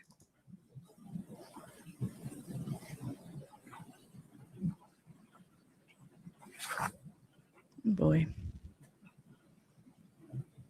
This is riveting. Not Adolf Hitler. Why does Kouri have Adolf Hitler? I don't know. I do not know. That I do not know. Come on, CL. I'm going to speed it up a little bit. 1.4. Okay. I'm sorry. So October of 2023, you violated your alcohol condition, true? Okay, I went with a bunch of friends, and my buddy who bought me the ticket, I asked him if I could pay him back. He said, no, you could just buy the drinks and snacks. All right. And you drank the drinks also? No, I did not. You drank the drinks? I did not. Well, so you were seen at the concert by a detective from the Summit County Police Force, correct? Really? A detective saw her at the Def Leppard concert with her friends? Yes, correct. And you had alcohol in your hand, correct? Correct. And afterwards, he contacted you, correct? Maynard did, I believe. Okay. It was Detective Maynard contacted you. Yeah, I don't think this detective did. And you admitted to him that you drank the alcohol, correct? I told him I was there with it, yes. You said you consumed it. No, I didn't. Maybe she said she was sitting with it. Maybe she said she was holding it for a friend. Not him. I don't recall time I consumed it. No, I bought the snacks and beverages for.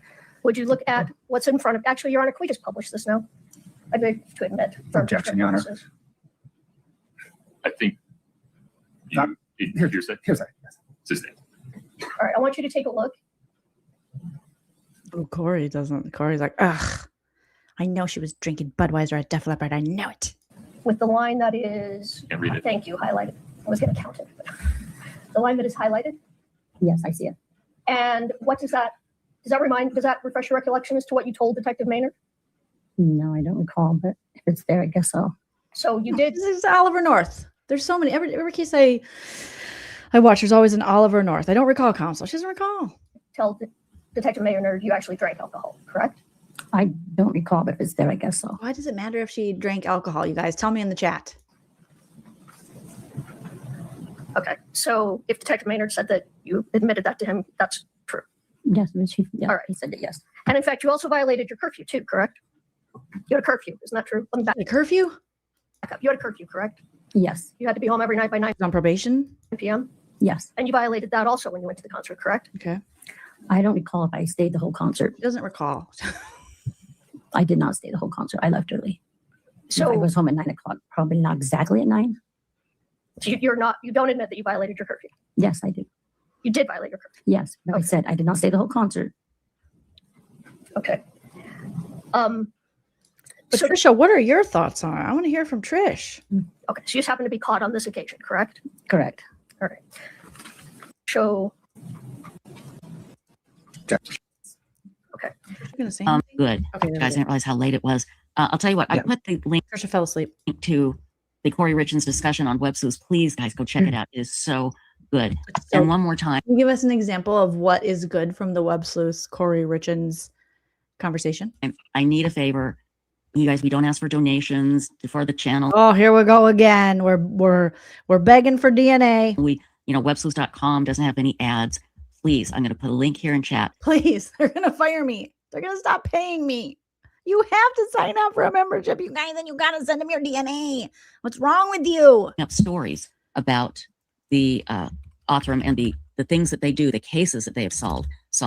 And before they put up their first story, I would love them to have at least 500 subscribers. I'd love to have them to have 1,000. But in case they have 127, so I don't think it worked, Tricia. Lose the link. It's just Othram Studios. Here's the link. If you could just click on the link, run over there and hit subscribe. That's it. No. That's all I need you to do. That would be so wonderful if you could do that for me. I am not buying it. Michelle, thank you so much. Michelle says it was part of her drug court. Oh, that she couldn't be consuming alcohol, had to have a curfew. Got it. Alrighty. Okay. I know. Yeah, Jessie Roblin. She had a tough childhood, and I feel for her too. And she's obviously made mistakes. She's had to pay for them, and now she's the center of this trial. And she really is like Tricia says, she wouldn't have had these problems if she would have given money to Othram.com. Okay, if she would have shared her DNA. Nobody does drugs over on Othram. All right, we just buy DNA. No big deal. Okay, so I cannot wait to see what Tricia has in store for us tonight on this alleged field trip we're going to go on with her, which is going to be so crazy as she tries to get electricity for her deceased friend's home and find out who is stealing the electricity and the copper. Allegedly. Okay, so let's check in now. I heard and saw a little bit of Dr. Juan, you guys, was back over at Hidden True Crime talking about this and just diagnosing Kouri Richins while being on the same couch as Lauren. And they're appearing to be like this happy. Oh, God. Wait till you see this screenshot. Oh, my God. This is the beginning screenshot of their video, you guys. Okay, I'm gonna set the scene.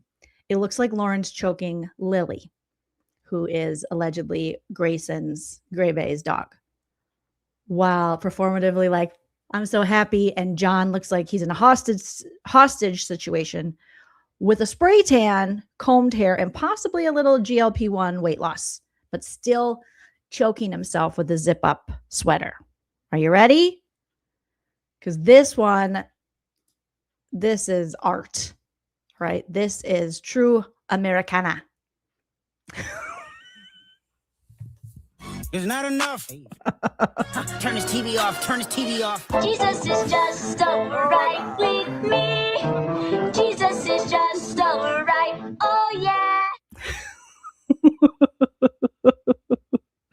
Justice for Lily. Stop choking the dog, Lauren. Look at her arm is like pulling Lily into frame. And John's like, I think she's been starving him. John, are you okay? He's been gone. He's like, me need nourishment.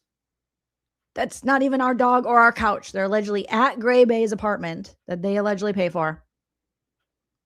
They've hijacked, stolen, some may say, dog napped Gray's dog, Lily. Oh my God. This is not photo. I know how it's not Photoshop. This is the first image that popped up when I clicked on the video where Dr. John is back. And this video is entitled Inside the Mind of Kouri Richins. Dr. John breaks down the text calls and blah, blah, blah, blah. Like this, as you can see, Dr. John breaks down the text calls and body cam. And Lauren's happy again because she's almost hitting 100K views on this. Okay, they're back. They've dug their vulturous vampire teeth into more crimes and victims. So she's like, yay! And John's like, I am so hungry. I'm so hungry. Oh boy. So let's get started. Let me just take it all the way back. Hello, Jens. Hello, Jams. Hi, Jams. We're here. Forget about our civil stalking injunction bullshit and all the lies and all the bad stuff. We're back. It's Lauren and John. So Lauren and John. Surprise. And Lily, my lap dog. She's still holding. You're not supposed to hold dogs by the neck. Could someone tell her? Good Lord. No one would want to stalk that ugly bitch. Look at the dog's like, help. I want to save Lily. For the show. They're not props. At least she thinks she's a lap dog. If you have dreams, believe them and they can come true. Lily. I think they gave that dog some trazodone. That dog's like, where am I? Are you my mother? You're not my mom. My mom's younger and has a deep belly button and she cries a lot. You're not my mom. Bark, bark. I get yeah. Yeah. I'm sad. Dr. John is back. Many of you, as we've followed along, I'm going to speed it up a little bit, you guys. The Kouri Richins trial together have had. She's very happy to be covering a murder trial as we follow this. Questions, and so have I. Mostly being, who is Kouri Richins, the woman on trial charged with poisoning her husband, Eric Richins? Murdering her husband is her charge, actually, as well as many other charges. And lucky me, I'm married to a psychologist, and not just any psychologist, a forensic. Is he though? Is he? Is he? Look at, he's like, kinda. I might just be a counselor. Psychologist, someone that assesses criminals, also a clinical psychologist. Jesus Christ. Lauren, God. And today, you're going to answer my many questions. You have been studying all things Kouri Richins. I know you can't look at me very easily. Oh boy.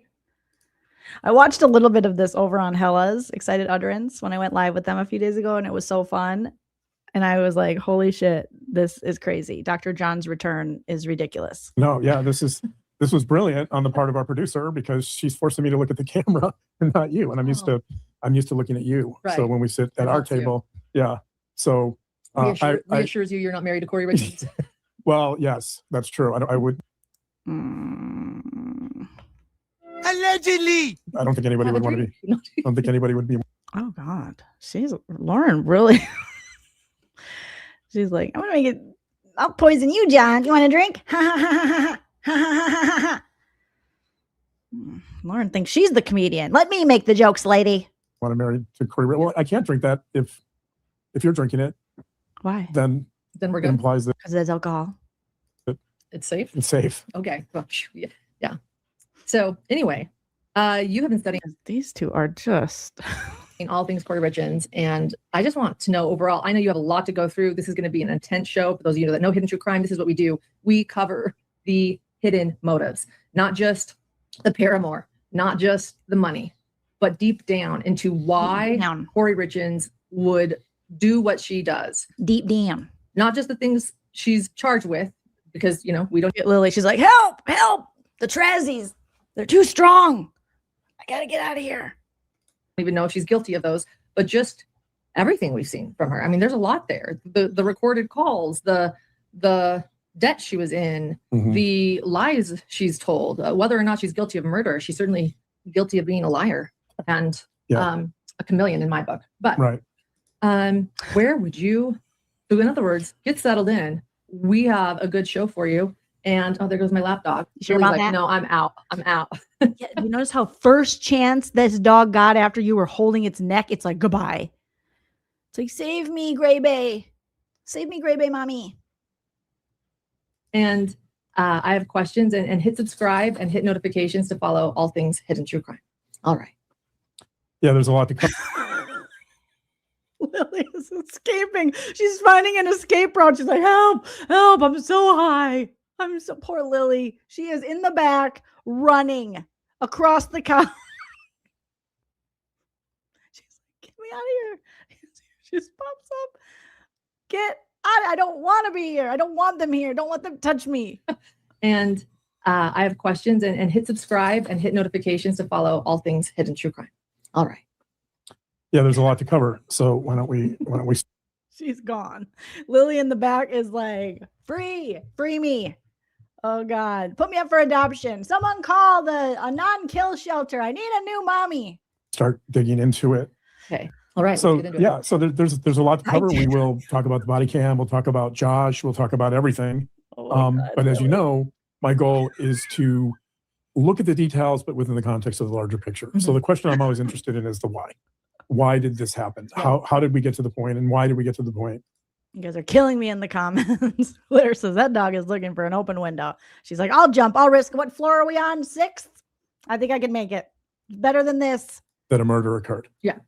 So I think the place I want to start, let's start with the broadest view here. And the place I want to start is by asking the question, what does home represent to Kouri Richins? That's the question. If you want to understand Kouri Richins, and we're going to spend a lot of time unpacking this. If you want to understand Kouri Richins, you have to ask, what does home mean to her? What does it symbolize to Kouri Richins? I'm gonna give you dent. Meme 12 says Lauren's got the Utah dent. What's a Utah dent? Do tell. So in the Bryce call, meaning the recent day 9 recorded phone calls with Bryce that they played in court. Day 9 trial recap for those that missed it. We listened to those. Yes, the Bryce calls. And the Bryce calls, these are a couple of the things she said in there. Okay. That's true. She said, quote, because when you're on StreamYard, like when I go live with my mom, the little smoothing filter I have on my face right now, it transfers back and forth. If you watch me and Nana live, sometimes Nana will go, oh, and like before we start, and I go, oh, you took my filter, because it won't filter 2 people at once. It only filter 1. So that's what happened. Oh my gosh. Did we figure out what's a Utah dent? Meme, I need to know. Did I miss it? But yeah, the filter is transferring over to John.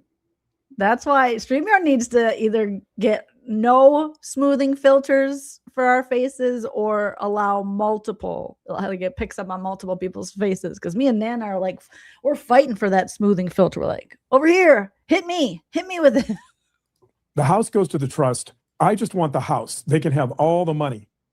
Here's another quote. They can have everything they want. Just give me the house. Right? Mm-hmm. So this is a theme that comes up all the time. Not only the house and the trust is she trying to get the mansion. Oh, it's the beach waves, but I love, but too little hair. Okay. Oh, so dent like this are you talking about? Okay, I've definitely been guilty of that hair. I've definitely had the Utah dent then before. Mm-hmm. Got it. So I was like, what is that? Is it like soaking? Called the mansion. The Midway Mansion. Right now, John's like, I would love a good soak. Midway Mansion. Not only is she talking about that with Bryce and Chelsea and her friends, but she's talking about it with Josh. Mm-hmm. A subject of a lot of the text is this house. The Midway Mansion. Right? Mm-hmm. A subject of she takes out a loan for the Midway Mansion, right? The Midway Mansion is in some ways equally the star or a star player in this trial. Yeah. Right. And so the question is, why all the focus on the Midway Mansion? Right. And that gets to this issue of home. Yeah. She's obsessed with this idea of finding a home. Drink Bud Dry. And so if you want to Oh my goodness. Yes, we're going to see that. TLC, thank you for being a member for 54 months. I can barely count that high. Hear no evil, or see no evil, hear no evil, speak no evil. I think this is what we saw that over on Hella's channel when he starts talking about that. Boy, oh boy. And Michelle, thank you so much for the $4.99. It says, why does it sound like Lauren describes herself talking about Kouri? They are the worst. I mean, yeah. understand Kouri Richins, you need to understand, what does that mean to her? Right? That's what's driving this. I mean, there's more here that's driving it. But home is symbolic of something that we need to figure out. And then behind that, we're also going to talk about. It is crazy that we're seeing them touching. That it just weirds me out. That their arms are touching. They're allegedly at Gray Bay's apartment on the orange couch, the Home Goods couch. They're so close. They're almost like lovers. The psychology of greed. We're going to talk about the body cam and what that suggests, right? We're going to talk about Eric Richins died. We're going to talk about your question. Talk about who is Kouri Richins? I guess the way I would reframe that is, who isn't Kouri Richins, right? Like, I mean, so we want to figure out that too. That's part of this equation is trying to look at that question of who Kouri Richins is. Okay. So where do you want to start with all of that? Because you've been sitting in the trial, so there's a lot of ways we can. Didn't you only go to the trial a couple times? Answer this question. We can answer it through any of these avenues, and I don't know. Well, let's start with the body cam. The day Eric Richins died. Does that work? I gave him a list of things that we were going to talk about. So I my honeydew list. No, Yeah. it was actually your. It's not enough. Dip my dunk in between your donut. You're despicable. This is nauseating. Your honeydew list. All of you and your many questions. I delivered. My honeydew list. So you got them. So let's talk about the body cam. Yeah, let's start with the body cam. I want to frame our discussion of the body cam with, this may seem unusual, but in the Koshu Shrine, in Nikko, Japan, it's a beautiful shrine. It goes up many layers, and it's a famous shrine, by the way. Why are you involving the Japanese in this? Leave them alone. They didn't do anything. Oh, yeah. You'll find there's different panels of what are called the three wise monkeys. Oh, here we go. And the three wise monkeys they're symbolic of three things. And those three things are, one of the monkeys is covering its eyes, and that monkey represents the idea of see no evil. The next monkey. Again, John, we know this. We're not dumb. Oh my God. You're living in the stupid era. This is the stupid I'm going to introduce era. you guys to something that you probably don't know because you're so stupid. I'm so smart. Okay? What could be more egregious?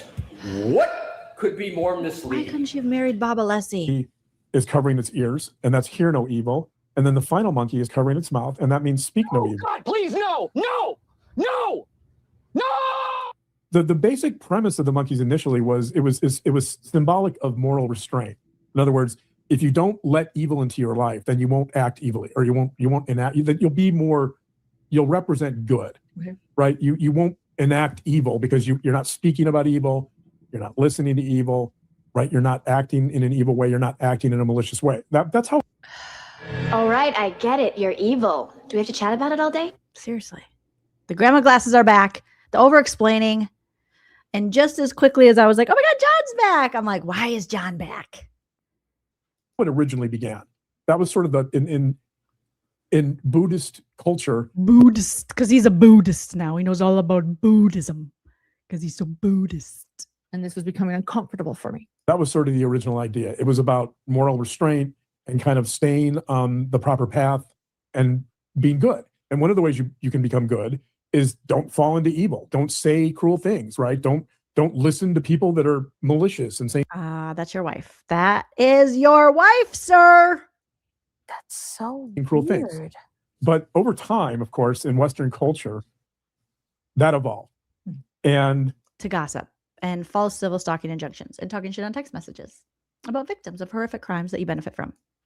it evolved into essentially this idea of, in psychological terms, of denial. And when I say that, I mean like willfully ignoring wrongdoing. This is when me and Hella and Dolly were laughing so hard because, my God, sir, the call is coming from inside the house. How are they not self-aware? Like, you are literally talking about yourselves.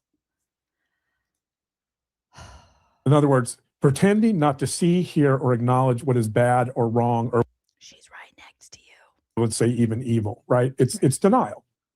So it's essentially the monkeys now. It's essentially your marriage, right? And this is becoming uncomfortable for me. Oh, geez, Louise. To many of us represent this idea of turning away from unpleasant truths. Mm-hmm. Hello. And so if you're looking at this body cam, you're probably saying, what the hell does this have to do with the body cam, right? I'm going to explain what it has to do with the body cam. It's like, I'm going to keep getting drunk, bitch. Let's get back to Brad Pitt. You're going to be talking about Brad Pitt so I can get a boner? No? Okay. If you're watching this body cam, the most salient feature, the most clearly behavioral element of the body cam is Kouri Richins covering her eyes and covering her face. Here we go with the Dr. John making crazy assumptions like he knows something or is treating this person. Putting her head down. Kouri Richins is symbolic of the three wise monkeys in the sense that that's what she's doing. Wow. Kouri Richins is largely turning away, I believe, I'm speculating here, is turning away from whatever unpleasant truths she's confronting, right? She is the three monkeys. Yeah. She's showing you why those three monkeys are so wise and are so important, right? And this is something you pointed out in your show, by the way, and you were dead on. Way to go. Thank you. Okay, that was weird. This is how I know that John has had a hand job. Allegedly. Okay. We're just saying allegedly, you guys. There has been some connection. They have previously been not touching, not sleeping in the same room, not getting along. Obviously, allegedly, for entertainment purposes only. We don't know. Those are the vibes. There's no chemistry. There's no, boom, boom, boom, boom, boom, boom, boom, boom. But something happened. There was enough Pinot Grigio, enough vodka, enough zen, enough something, enough love, where John got a handy and now he's like, ha, you're so good. Someone touched John's pee-pee, okay? Because he has some pee-pee energy. John might have got stroked. Even for a second, he remembers it. And so he's pepped up. By the way, your shows are phenomenal. They're excellent. Oh my God, stop. It's a good time to be medicated. That spoken like a man who got his pee-pee touched. He's not lying. He never says this. He never does that. And Lauren's like, oh my God, thank you. Thank you so much. He's normally like, let me talk. Shut up. Leave me alone. Now he's complimenting her. Their shoulders are touching. There was pee-pee touching. They're evidence-based. They're entertaining. They're evidence-based. They're entertaining. Please touch my penis again. I love them. So I love them. Can we do more than hand job? thank you for thank you for your great work on the shows. Thanks for watching. You're really. Oh God, it's cringe. It's sad, and it's also like they've done stuff. Because the saddest part is how she's like, oh my God, thank you. Like, she's so desperate for his approval that she's like, it's your husband. She's like, oh, is it really? Dr. John Mathias, alleged forensic psychologist who went to Princeton and played foosball, allegedly, back in the 40s. And USC is complimenting me. It's weird. And he's only doing this because he has had some post, as they say, post nut clarity, allegedly, obviously, for comedy and satire. It's inappropriate. That's the only thing I can think of. You're really nailing down this trial really well. So, and thank you. You're really nailing down this trial very well. And now I'd like to nail down you guys for watching. Lauren, she's thank you for watching Lauren, because she's been very happy lately. Her views are up, so she touched my pee-pee. doing an amazing job. And she did an amazing job touching my pee-pee. Granted, it was kind of like this. It was like, there was just 2 fingers and it was kind of like, but it was something. It was something. There's a moment. So if you want to know, why I'm invoking the 3 monkeys as a metaphor for Because you're happy. Kouri Richins, I'm going to tell you why specifically. There's a moment in the body cams that you correctly point out where the officer tells her, and maybe we can play this again. She's like, okay, you did say I did really good research. Thank you, Daddy. Thank you, Daddy. It's a very weird dynamic between these two. Because it's such an important moment. And, I wonder how the jury reacts to this moment. But I wonder how you reacted to the lackluster handy. How's it going, John? I love it. Can I unzip my sweatshirt from my neck a little? No, keep it zipped. There's a moment when the officer tells her that his body is going to be sent to the medical examiner's office. Why is he so? Why they? Oh my God! This is postcoital. Because like, there's a moment where the officer tells her that his body is going to be sent. Why are they talking about someone's body being sent to the coroner's office?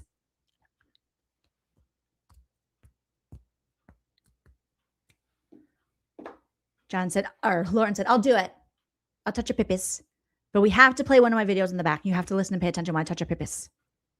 I need that. And look at her reaction. That's her most pronounced, strongest reaction in the entire body cam. She essentially, for lack of a better term, she freaks out. She loses it. She stands up, right? She's been sitting the whole time. She's been covering her eyes the whole time. She doesn't want to see evil. She doesn't want to hear evil. There's times in this body cam where she's quite literally in the fetal position.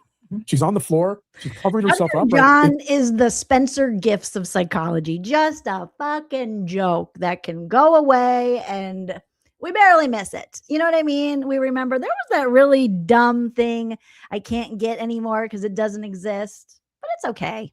We'll live, and probably better without it. It looks like she's in the fetal position. But when she's sitting on the couch and the officer says, we're gonna send Eric's body to the medical examiner, and she loses it, right? And her reaction, she starts saying, oh my God, and she stands up and she starts pacing, and her anxiety goes through the roof. She hangs her head down into her knees. She covers her eyes. She's pacing. So I'll explain you what the process is. She covers her eyes. She covers her eyes, and then they're going to show this body cam. I thought the weird thing about this was that her mom doesn't comfort her at all. When I first saw this, I thought it was interesting that if that's Kouri Richins' mom next to her, and look at her little doggy, and the mom never like reaches out and No. comforts her daughter. Joleenreacts, Granger Medical. Granger, okay. Oh, God.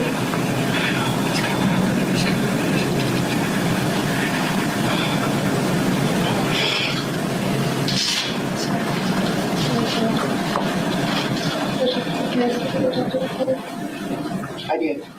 They're all watching TV. I said, you guys gotta go back to sleep. It's 4 o'clock in the morning. And apparently they talk about the kids, and the mom's like, I did. I told the kids you gotta go back to sleep. It's 4 o'clock in the morning. Get to sleep.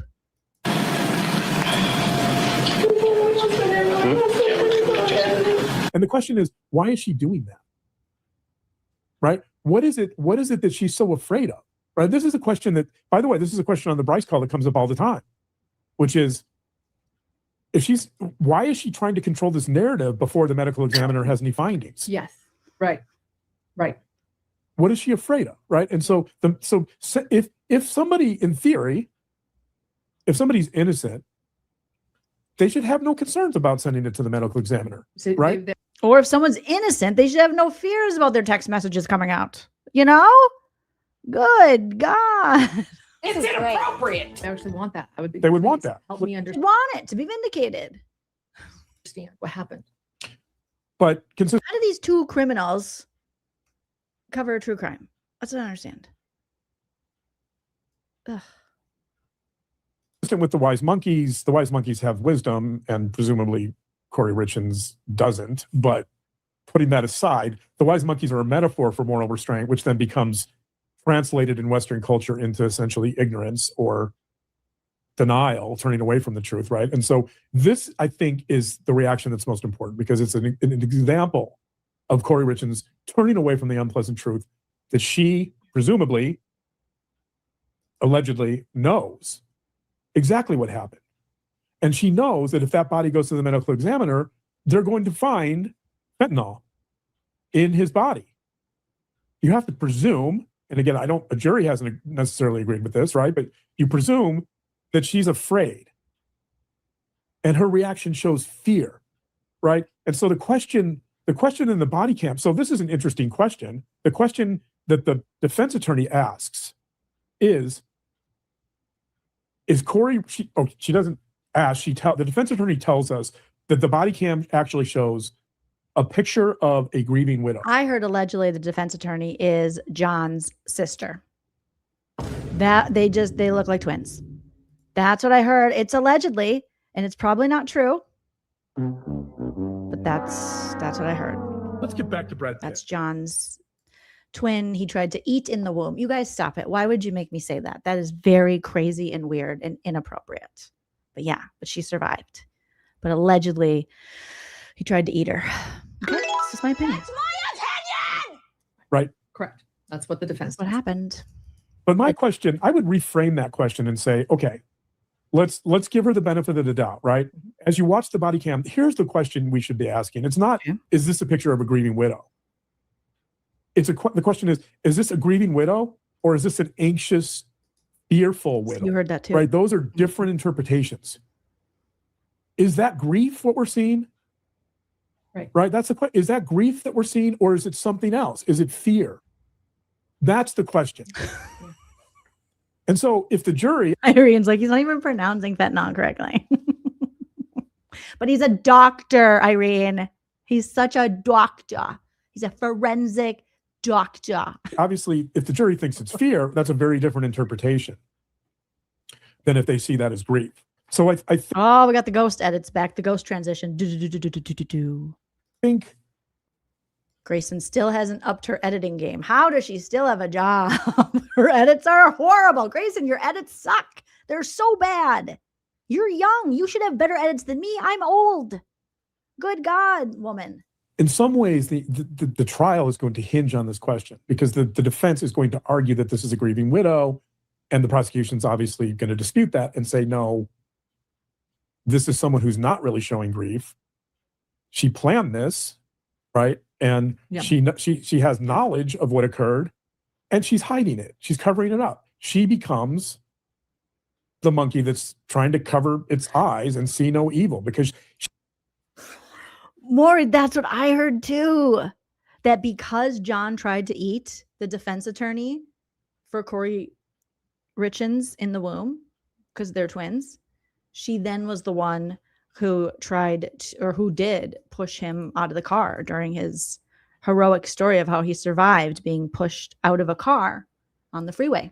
It's inappropriate. She's like, boop, boop. So they are arch nemesis. She literally, in this body cam, she literally doesn't want to look at the truth. We know, John, we see that. We see her covering her eyes. We see things. Okay, God, jeez. And it's like, he's really jumping to conclusions over here. She doesn't. She doesn't. She doesn't. Okay, say more vodka for mommy. Literally does not want to see evil if she did it. Yeah. Right? She will not look. She broke all the mirrors in her house. She doesn't want to see evil. Look. She will not look.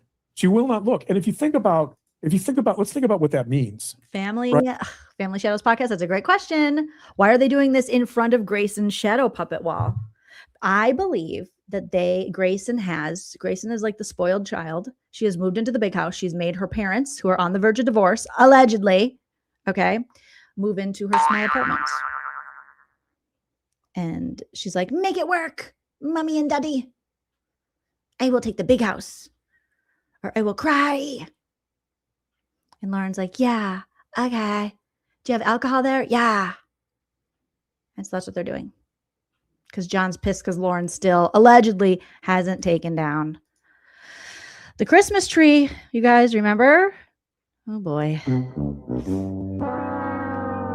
He's like, it's March. And she's like, I was going to decorate it for Valentine's Day. He's like, it's March. How is it decorated for St. Patrick's Day?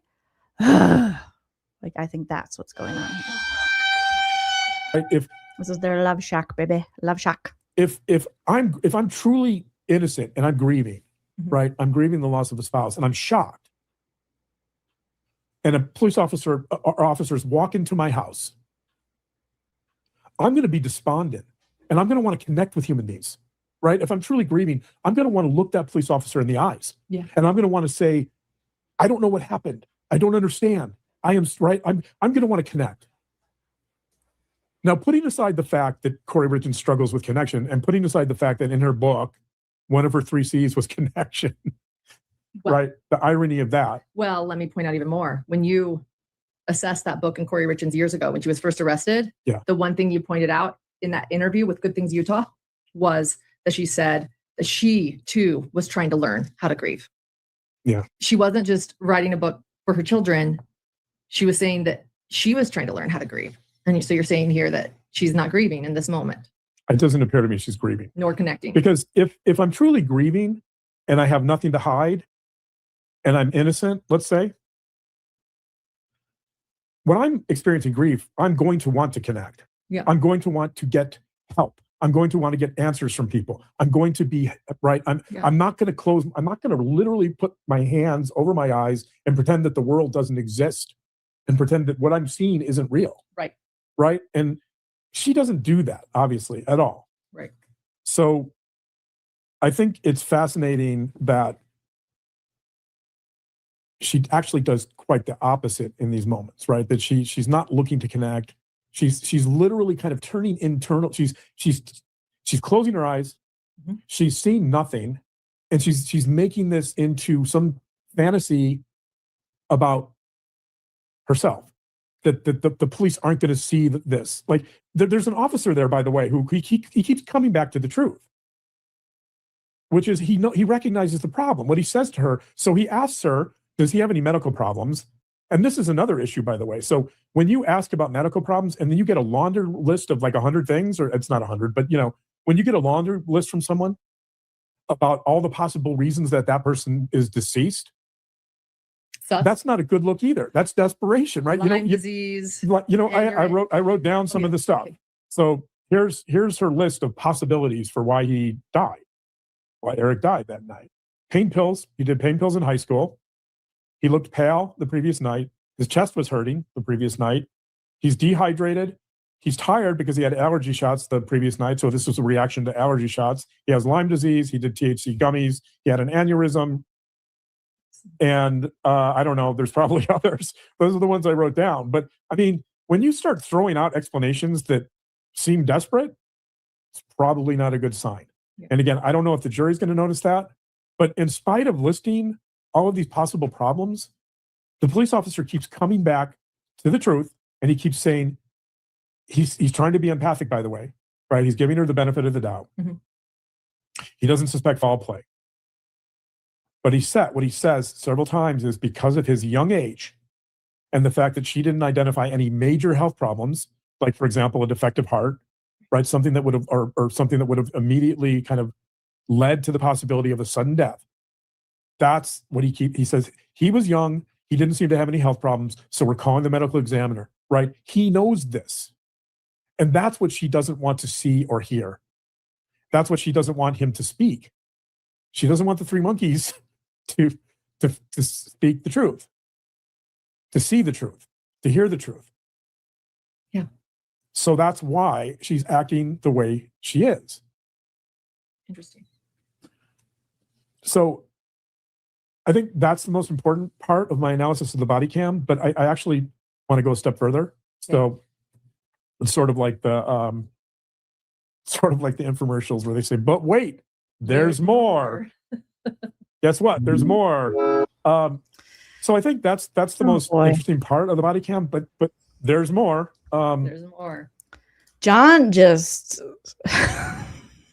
he just thinks he knows everything. And he says the same thing over and over and over. He's got to get his books out. Yes, Laura. There's something. So the question is, if we're looking at grieving, if we're looking at her grief and we're trying to assess, so again, the question is this a grieving widow or is this an anxious widow? Is this a fearful widow, right? And those will lead us in very different directions in terms of how we interpret this, right? But she is crying, right? She is acting, she's trying to act consistent with someone who's grieving, right? And so let's look at that. I feel like covering these cases, especially the cases of a spouse allegedly unaliving another spouse, this is, you can see it in their coverage of them planning what they would do in this situation. And just like Maury's saying, listen to him again. He's saying, the cops come to my door. My spouse is dead. I'm definitely going to think about how I come off to the cops. Yep, he's leaking. He is saying the inside stuff outward. Like that's not what you keep that in your head, John. But they are just, they're loving this. Yes, differences. Yes, it's inspo. They're using this. They're putting this on their Pinterest spousal unaliving inspo board, allegedly, obviously, for entertainment purposes. Okay. How do people develop the capacity to show emotions? So let's assume, for the sake of argument, Lauren doesn't know. She's not sure. She doesn't know that she knows what happened. Yeah. I don't know if she did, but let's assume for the moment that she did. Yeah, we don't. Well, so somebody might say, some juror might say, well, wait a minute. I mean, she was crying. She was saying, oh my God, oh my God, oh my God, oh my God, oh my God, right? Like she wasn't giggling. She wasn't happy. She wasn't happy. She was emotional, right? Does that show that she's grieving? Like, let's look at that. Taking personal. Okay. Don't giggle. If I murder John, don't giggle. No giggle. Write that down, Gray Bay. Get mommy more vodka. Well, there's something in psychology called behavioral activation. Oh, Jesus Christ. Psych 101 rears its ugly head. And I happen to know this quite well. I happen to know. Humble brag. I happen to know this quite well with my lady glasses and my lizard tongue. By the way, it's not necessarily an approach to treatment that I use in my own work or have used. What work do you do, John, besides hiding out at home and wearing zip-up sweatshirts? What work are you doing, John? In my own work. Being on a GLP-1 is not a job, okay? It can be très difficile, but it does not technically equate to a job. I rely on it sometimes, but the basic idea in behavioral activation is it's especially pertinent to people with depression, by the way, but it applies to other things like you, like post-traumatic stress disorder. And I've worked with veterans with PTSD quite a bit. Have you? Behavioral activation is the idea that, for example, I'll use myself as an example since I've struggled with depression. Okay, so she's like, let me talk about it since I'm depressed. I'm depressed all the time. And she's like, oh, here we go. He's going to talk about his fucking depression. Way to break it down, John. Grayson, edit this part. I'll do one of those wiggle ghosty transitions. He wants to talk about, do you think I'm not depressed? Okay. We haven't even finished building the compound. People in the comment sections are saying my hair has a Utah dent. Okay. I can never have my eyebrows high enough, low enough, middle enough. But you're depressed. Sure. I had to touch his wiener the other day, allegedly, and give him a handy like this. I just slapped it around a little bit. He loved it. Okay. I'm the one that picks out his Costco sweatshirts, but he's depressed. Sure. Fucking man. Tired of this. Where's my poisoned Moscow mule when I need it?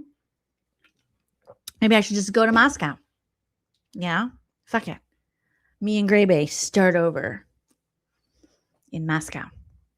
I don't know. The people with depression tend to withdraw from the world. They tend not to. No shit, John. What? People with depression tend to withdraw from the world. Let's get back to Brad Pitt. Good God. Engage as much. They tend to avoid because they're depressed and they don't feel good. Yeah. And right, they feel sad quite often. They might have more anxiety. There's a tendency to withdraw from the world. There's a tendency to become more avoidant. And you probably know this. So, Lori Ellis, yes. CEO saying, Laurie Hellis single-handedly caused his depression. He's like, I had this one time where I was very vulnerable. And Laurie Hellis took it away. It's about the fact that years ago, when that person cut me off, she could not handle my vulnerability and my raw emotion. And I'm still pissed. Okay, John, come on. Come on, buddy. Come on. Go cry in your books. Go rub your pee-pee on your books. Do something. You know this from being married to me for 10 years. And so It seems like you guys have been married 80 years, 10 years, and we're already here. Good God. This is an ad for don't get married. Just don't do it. Don't do it. So 10 years is like nothing. But they make it look like it's hard. That's a hard 10 years. That's a living hard 10 years. Look at that. Look. Oh, that's a good screenshot too. Lauren's like, worst 10 years of my life. I'll tell you what. What behavioral activation involves is essentially engaging in behaviors that are the opposite. Where'd you get that coffee? Where'd she get that coffee? She was just drinking vodka tea, and now she's drinking vodka coffee, allegedly. That's crazy, Lauren. I've fallen. Be careful. And I can't get up. Engaging in behaviors that are meant to facilitate emotions and in particular emotions and moods that are contrary. What'd she do to his back there? What'd she put back there? What is back there? What's going on with John? Does he have a pillow? He's got like a freaking bed pillow behind. What is going? John is falling apart. Someone needs to check on John. They need to go in there. Do they have what's the elderly? There's there's elderly protective services needs to check that out. Okay, allegedly for entertainment purposes. No, God, please, no. Emotions and in particular, don't let them see your bedroom pillow. Or emotions and moods that are dirty pillows. Contrary to depression. So in other words, if I'm feeling depressed, always, maybe the best thing for me to do would be to get up. I'm feeling depressed watching you. Out of bed and go on a hike. Or Sir, we saw you climb up that hill to propose. You are not going on no hikes. Go to the gym. Right. The gym. Oh my! Why are these people lying to It's us? an urban legend that never happened. Oh my God! Never happened. He walks into Planet Fitness. They're like, never saw him. Don't know him. Who? I'm sorry. What? Right? Or to go on a date with you and have fun. Right.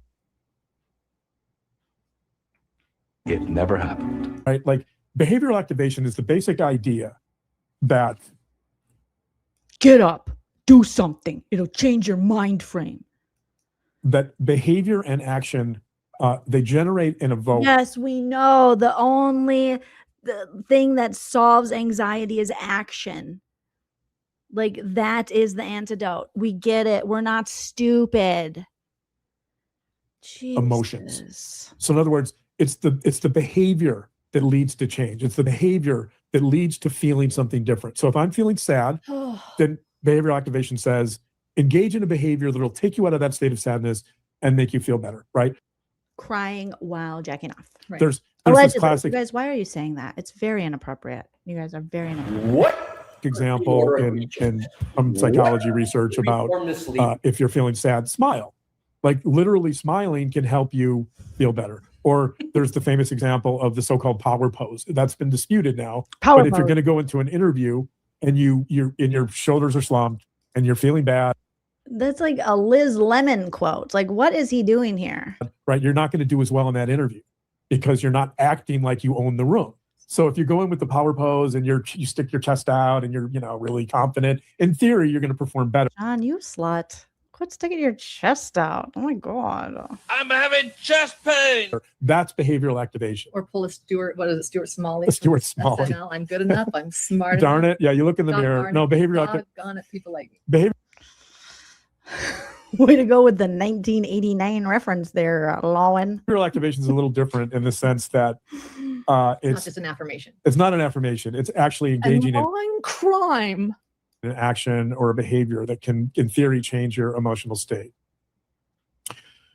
So that's the idea of behavioral activation. I'm gonna tie this together in a minute. Okay. Oh, get to it. And when I think God. about, Been when I think 30 about minutes. behavioral activation, I always think of something called method acting. These two desperately want to be famous. They wanted to be actors. They want to feel special. Method acting. Have you heard of it? Yeah. We watch Jim Carrey interviews. We know what method acting is. Jeez Louise.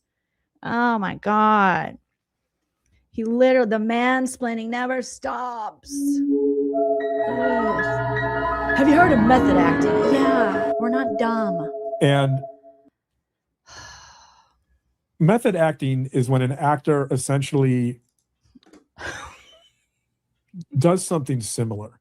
They engage in a behavior.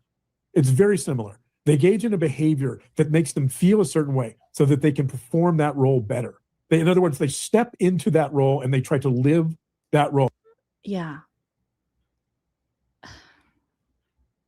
Whatever you said before then is not what method acting is. They live the role. We got it. They stay in character. Okay. So it's performative, right? Actors do this all the time. Yeah. There's Your wife does this all the time. there's actors that are, I'm not sure if actors are trained in this as much.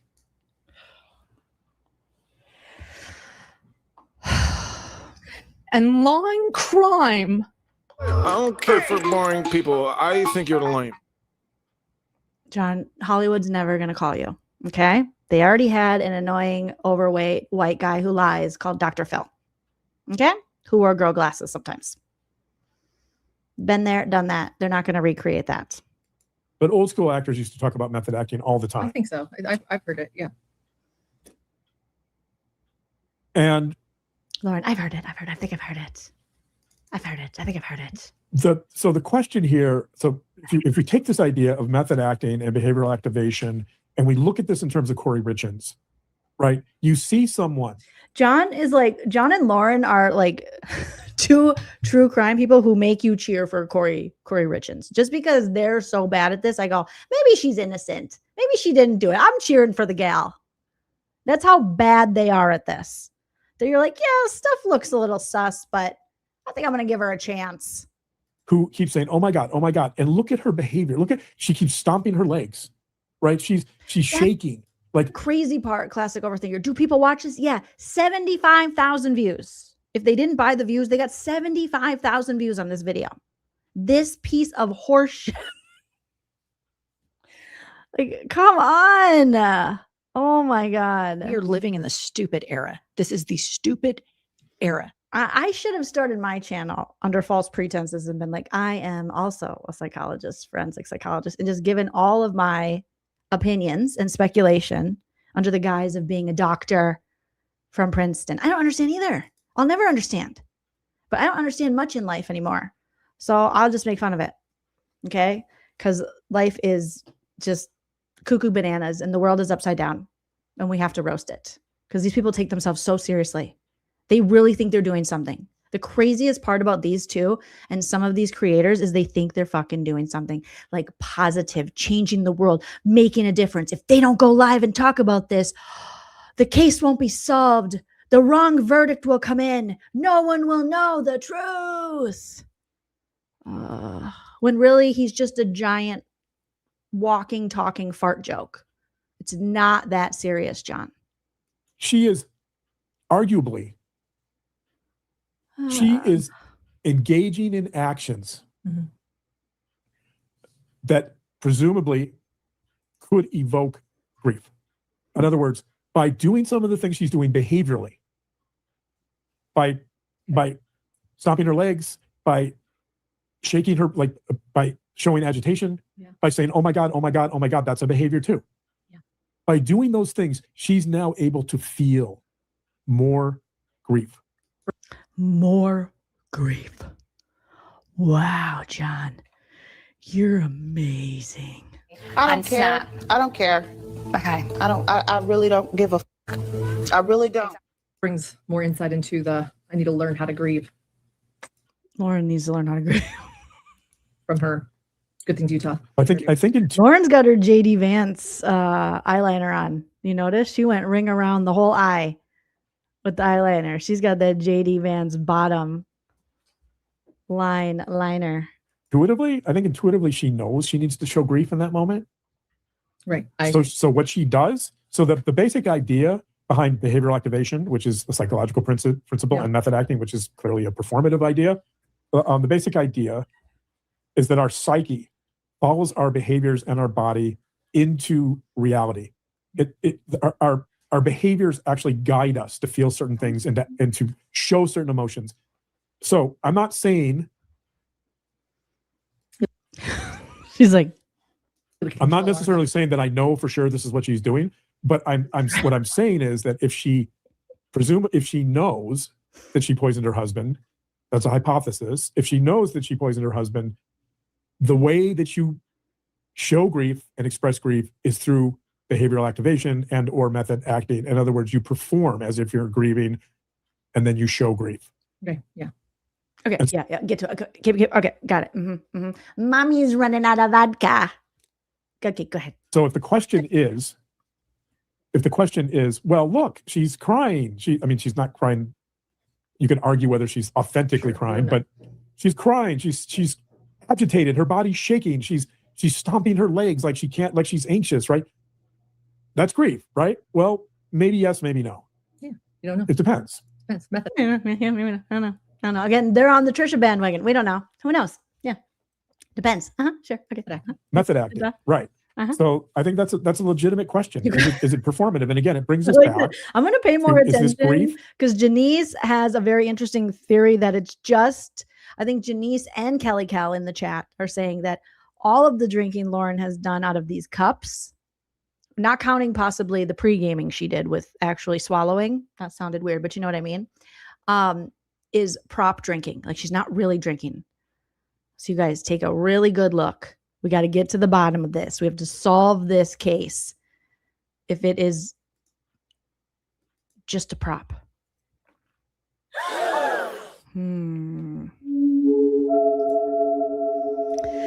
It's so much word salad, Pepper.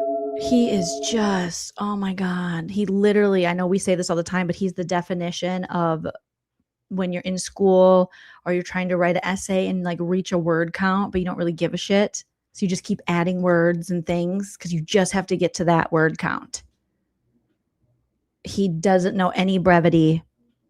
You can't follow him. It's ridiculous. Or is this something else? Is this grief or is this fear? That's the body count. We're just warming up. I know that I gave you a lot of questions and a lot of things to assess, and our gems have a lot of questions, but I think if we can skip ahead a little bit, day 9 was so interesting. She's like, we have to skip ahead because we've spent 32 minutes on you assessing body cam footage, like a minute 30 of body cam footage. Yeah. The calls. You've been saying the same thing over and over again with word salad. With Eric Richins' friend Bryce and Kouri with Chelsea, her friend, being on the calls as well, Chelsea Barney. She was on the stand having to listen to those calls that I guess Kouri and Chelsea recorded, or Kouri recorded after Eric's death. And I think the reason, honestly, for the calls was maybe she was concerned that the Richins were calling her an incompetent mother, and she was trying to get Eric's friend on her side.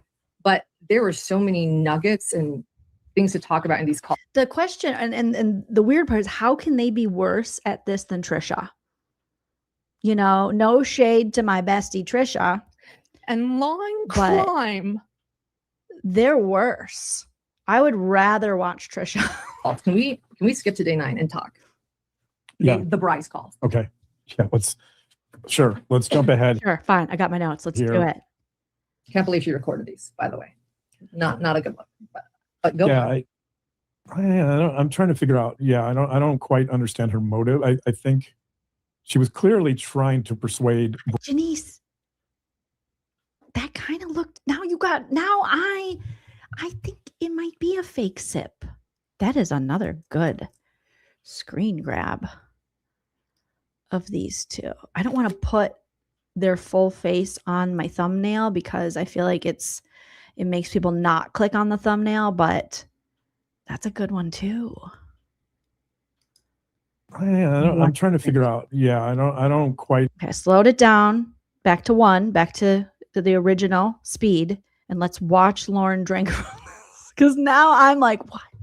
Understand her motive. Okay, she puts it up to her lips to take a sip. She makes eye contact. She makes love to the camera. I think she leans back.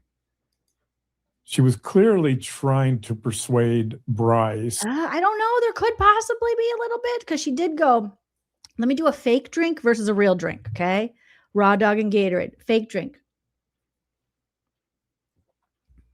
Okay. Real drink. Yeah, there's a difference. I think there's a difference. That could be method acting. Maybe she's in character. I don't know. Of her innocence, which she believed that Bryce would, I presume she believed that Bryce would talk to the Richins family. Yeah. Well, not just her innocence, but I think pity. And yeah, moved was trying very little. I saw a little movement, but again, you could fake that as I had a little movement with my fake sip. To show that she's the victim here. Yes. Correct. That this is a good friend of the Richins family, but look what they're doing to her. She wants her home. They're kicking a single widow now out of a home. They're calling her a bad mother. So I think it was, yeah, to sort of persuade more of the Richins side to see her as the victim and the Richins family as the bullies. That's my guess. Yeah. So I already mentioned her Jesus that she's Christ. obsessed with keeping her house. This is 2 hours. I forgot this is 2 hours. That's insane. 2 hours of this. Oh my God, I'm putting it to 1.5 and we are going to just do a little bit more. And then maybe we'll finish up with this one a different time because this is very boring, John. You are very boring. Right. That's an important. Even after getting your pee-pee touched allegedly, you are very boring. Girl, you sturdy as hell. Speak 3 languages. And I People heard you must be proud. hard up for watching. There's so many true crime creators out there. I don't understand. But it just must be the cult of it all, allegedly. Because, I mean, we found so many people that do this so much better and are interesting. Ugh, good. And this was becoming uncomfortable for me. Part. Yeah, she says she is. Yeah. I think that's one of the most interesting parts of the Bryce call is this notion. Let me read it again because it's so important. They, meaning the Richins family, He's reading it again. they can have everything they want. Just give me my house. So again, this idea of home and the mansion, the Midway mansion represents so much to her. Symbolically and emotionally, that home is everything to Kouri Richins. But this is just her home where she has her kids. Correct. Yeah. Well, she wants that too. Right. And we'll talk about that. Everything to her. The hyperbole is so real. He's so dramatic. It's everything to her. It's everything. In a minute. Yeah. But the home she's referring to in the calls is the home she's living in. Yeah, Correct. yeah. I know. At a minimum, she I know, dumbass. That's what. wants that, and we'll get into that in a second. So, one of the things she said, let's start with some of the basics that we learned about Kouri Richins from this call. She tells Bryce, quote, and Chelsea, she says, quote, the girls can have all the life insurance money, meaning Katie and Amy, Eric's Right. sisters. And she talks about she takes out a loan on the house they're in for $250,000. John has been hogging that filter this whole life. You can see the natural like grease on Lauren's face, the little just like naturalness that's left. And John has that smoothing filter on lock. He is hogging it. She's moving. I think that's why she's been sitting so close to him. She wants it to bump off on her. She's like, Yummy, can I get it? Give me the smoothing filter. And he's like, Johnny got it. And then she says that she turned the $250,000 into $11 million. She says, quote, we have $11 million today. And she argues that who wouldn't want to turn $250,000 into $11 million? We have $11 million today. I own 12 properties that are almost all paid off. Notice the almost. Almost. I think almost has new meaning. Almost like not paid off. You embarrass John like that. Lauren did this. That's embarrassing. Lauren's like, almost. Yeah. So let's start with that quote, right? Like that's what she says during sex. Did you have fun? Almost. Did you get there? Almost. You'll get it next time, Johnny. You'll get it next time. Just the dishonesty, right? Like it's so dishonest. It's so deceptive. This was becoming uncomfortable. It's so that's what it's a Decepticon. It's so deceptive. It's a Decepticon. $150,000 did not get turned into $11 million. It got turned into negative. I don't know how much. How much was she in debt? It's hard to know. Millions. She was in debt. $2 million in debt. It turned into negative. I don't know what the number Negative is. millions. Negative millions, right? I don't have a number. It was negative millions. If she sold all 11, or if she sold every single one of her properties, the forensic accountant told us on the stand she would still not be out of debt. She was in debt millions of dollars, millions and millions. Right. She would. So I mean, at the very least, however you see this call, you have to see this as being wildly deceptive and wildly dishonest, right? So this is someone who struggles. Again, let's go back to the wise monkeys. This is someone who has her hands over her eyes. She has her hands over her ears. and she has her hands over her mouth. She's not speaking. We got it, John. The monkeys are dead. You've talked about them so much. We have all aged. They're now dead. You've killed the monkeys, John. We got it. The truth. She's not hearing the truth, right? She's not seeing the truth. She's lying. Yeah. And again, I don't know what the jury's thinking or how they're going to interpret that, but I think it would be hard to argue after what the jury's heard and after hearing this call that this is someone who's trustworthy and honest, because clearly she's creating this fiction, this fantasy around her money, arguing that she was quite successful and she made a lot of this money. She didn't. Right. So you have this issue of deception. You have this issue of the importance of the house. We'll get back to those in a minute. And then there's a quote that you also picked up on in your show that is the most important part of the Bryce call. He's remembering the slight wiener touching. So he's like, that you picked up on. Yeah. You did good. And she's like, oh my God, thank you. And this will set the stage for everything else we're going to talk about today. Did she pick up on it, or did she steal it from Annie Elise? And this was becoming uncomfortable. Allegedly. Quote, Eric would never let me work. Eric never trusted me. I know what I can do. Eric never gave me a chance because he didn't believe in me, and the debt was paid off in 7 months. Well, the debt obviously wasn't paid off. It wasn't. But this whole idea of blaming this on Eric in some ways, right? And that he won't let her work. Michelle, that's such a good question. Michelle says, how can this many words be on one page? It's in 5 font. The font is 4.2 font. He didn't trust her. He didn't believe in her. This is going to be a persistent theme with Kouri Richins. Yes, it is. Yes. This is going to define our analysis of Kouri Richins. This is going to define our analysis of what home means to her. Okay. He didn't John still has his baby teeth. Did you notice that on his bottom? Them are baby teeth. Our analysis of Kouri Richins. This is going to define. Look at them little baby teeths. He got little baby teeths. Look at John's little baby teeths. Them are baby teeths. Oh. What is that called when you're an adult who's never lost their baby tooth? He's still waiting on his adult chompers. Doesn't have baby teeth. Our analysis of what home means to her. Okay. He didn't believe in me. Yeah. Right? Me. And so that's really important. Hi, baby. Because what we're going to learn about Kouri Richins is that there's never enough for Kouri Richins. That there's never enough money. There's never enough love. Not enough. There's never enough of anything. Right? For Kouri Richins, everything is always the pot of gold at the end of the rainbow. Girl, that sounds like your wife. How are you not picking up on that? Huh? It's never enough. She wants more. In the midnight hour, Lauren wants more. It is crazy how they are just describing themselves. And they're not even picking up on it. That is your wife, sir. My goodness. Get with it. Or he knows, and he's just enjoying saying this in front of Lauren. Okay, this is great. And look at, she knows. She knows it's her. She's like, oh, that's me. That's me. Oh, that doesn't exist because there's no leprechaun, right? So she wants to find the leprechaun in the pot of gold. And so do I. Yeah. Well, yeah, I mean, we all do. We all, I guess, well, no, I don't know if I do, by the way, but I mean, we'll talk about that. So that quote. Like, I don't know if I do. I don't want more. I'm so depressed. I've been missing in action off this channel for a while. I need some more touch. I need some more love. I don't want to build the compound.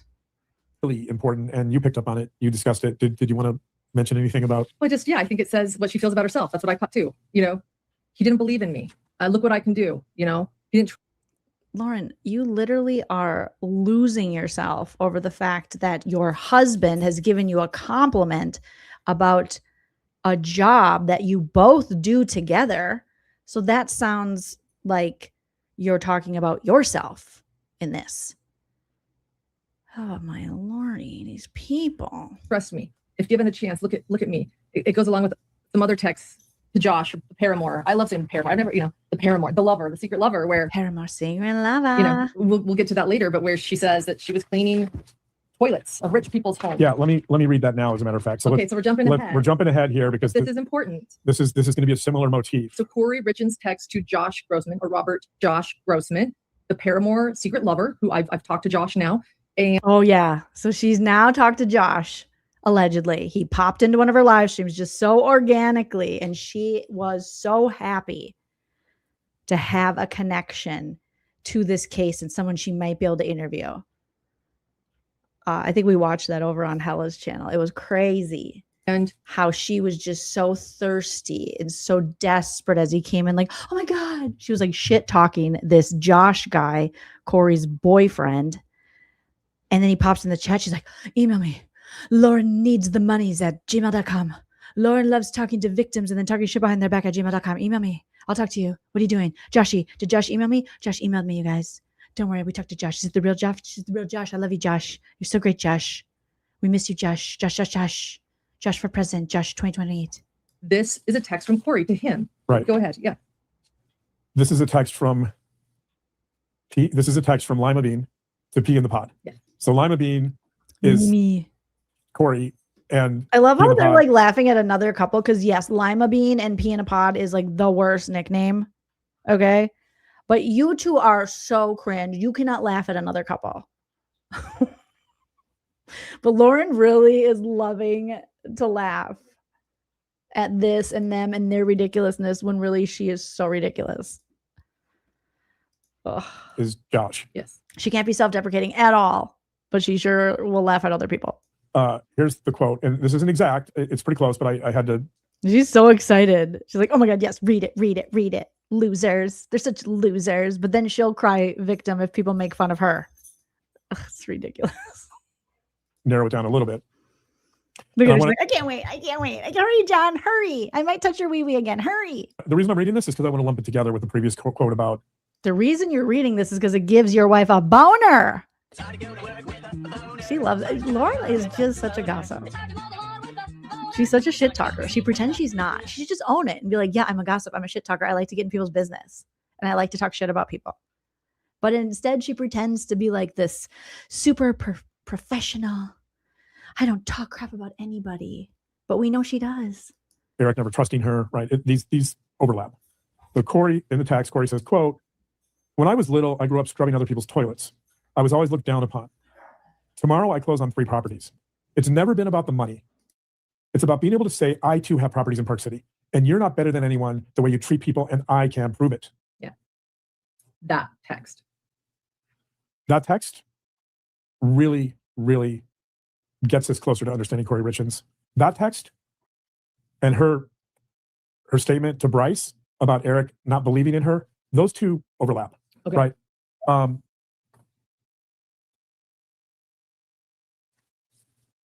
So as long as we're talking about those ideas. You had a bunch of notes on that text. We're gonna get back to that. Yeah, we'll get back to it in a second. I'm so close to you. It's so fun being supposed to be on the couch, but I can see everything. And I'm like, but that. Okay.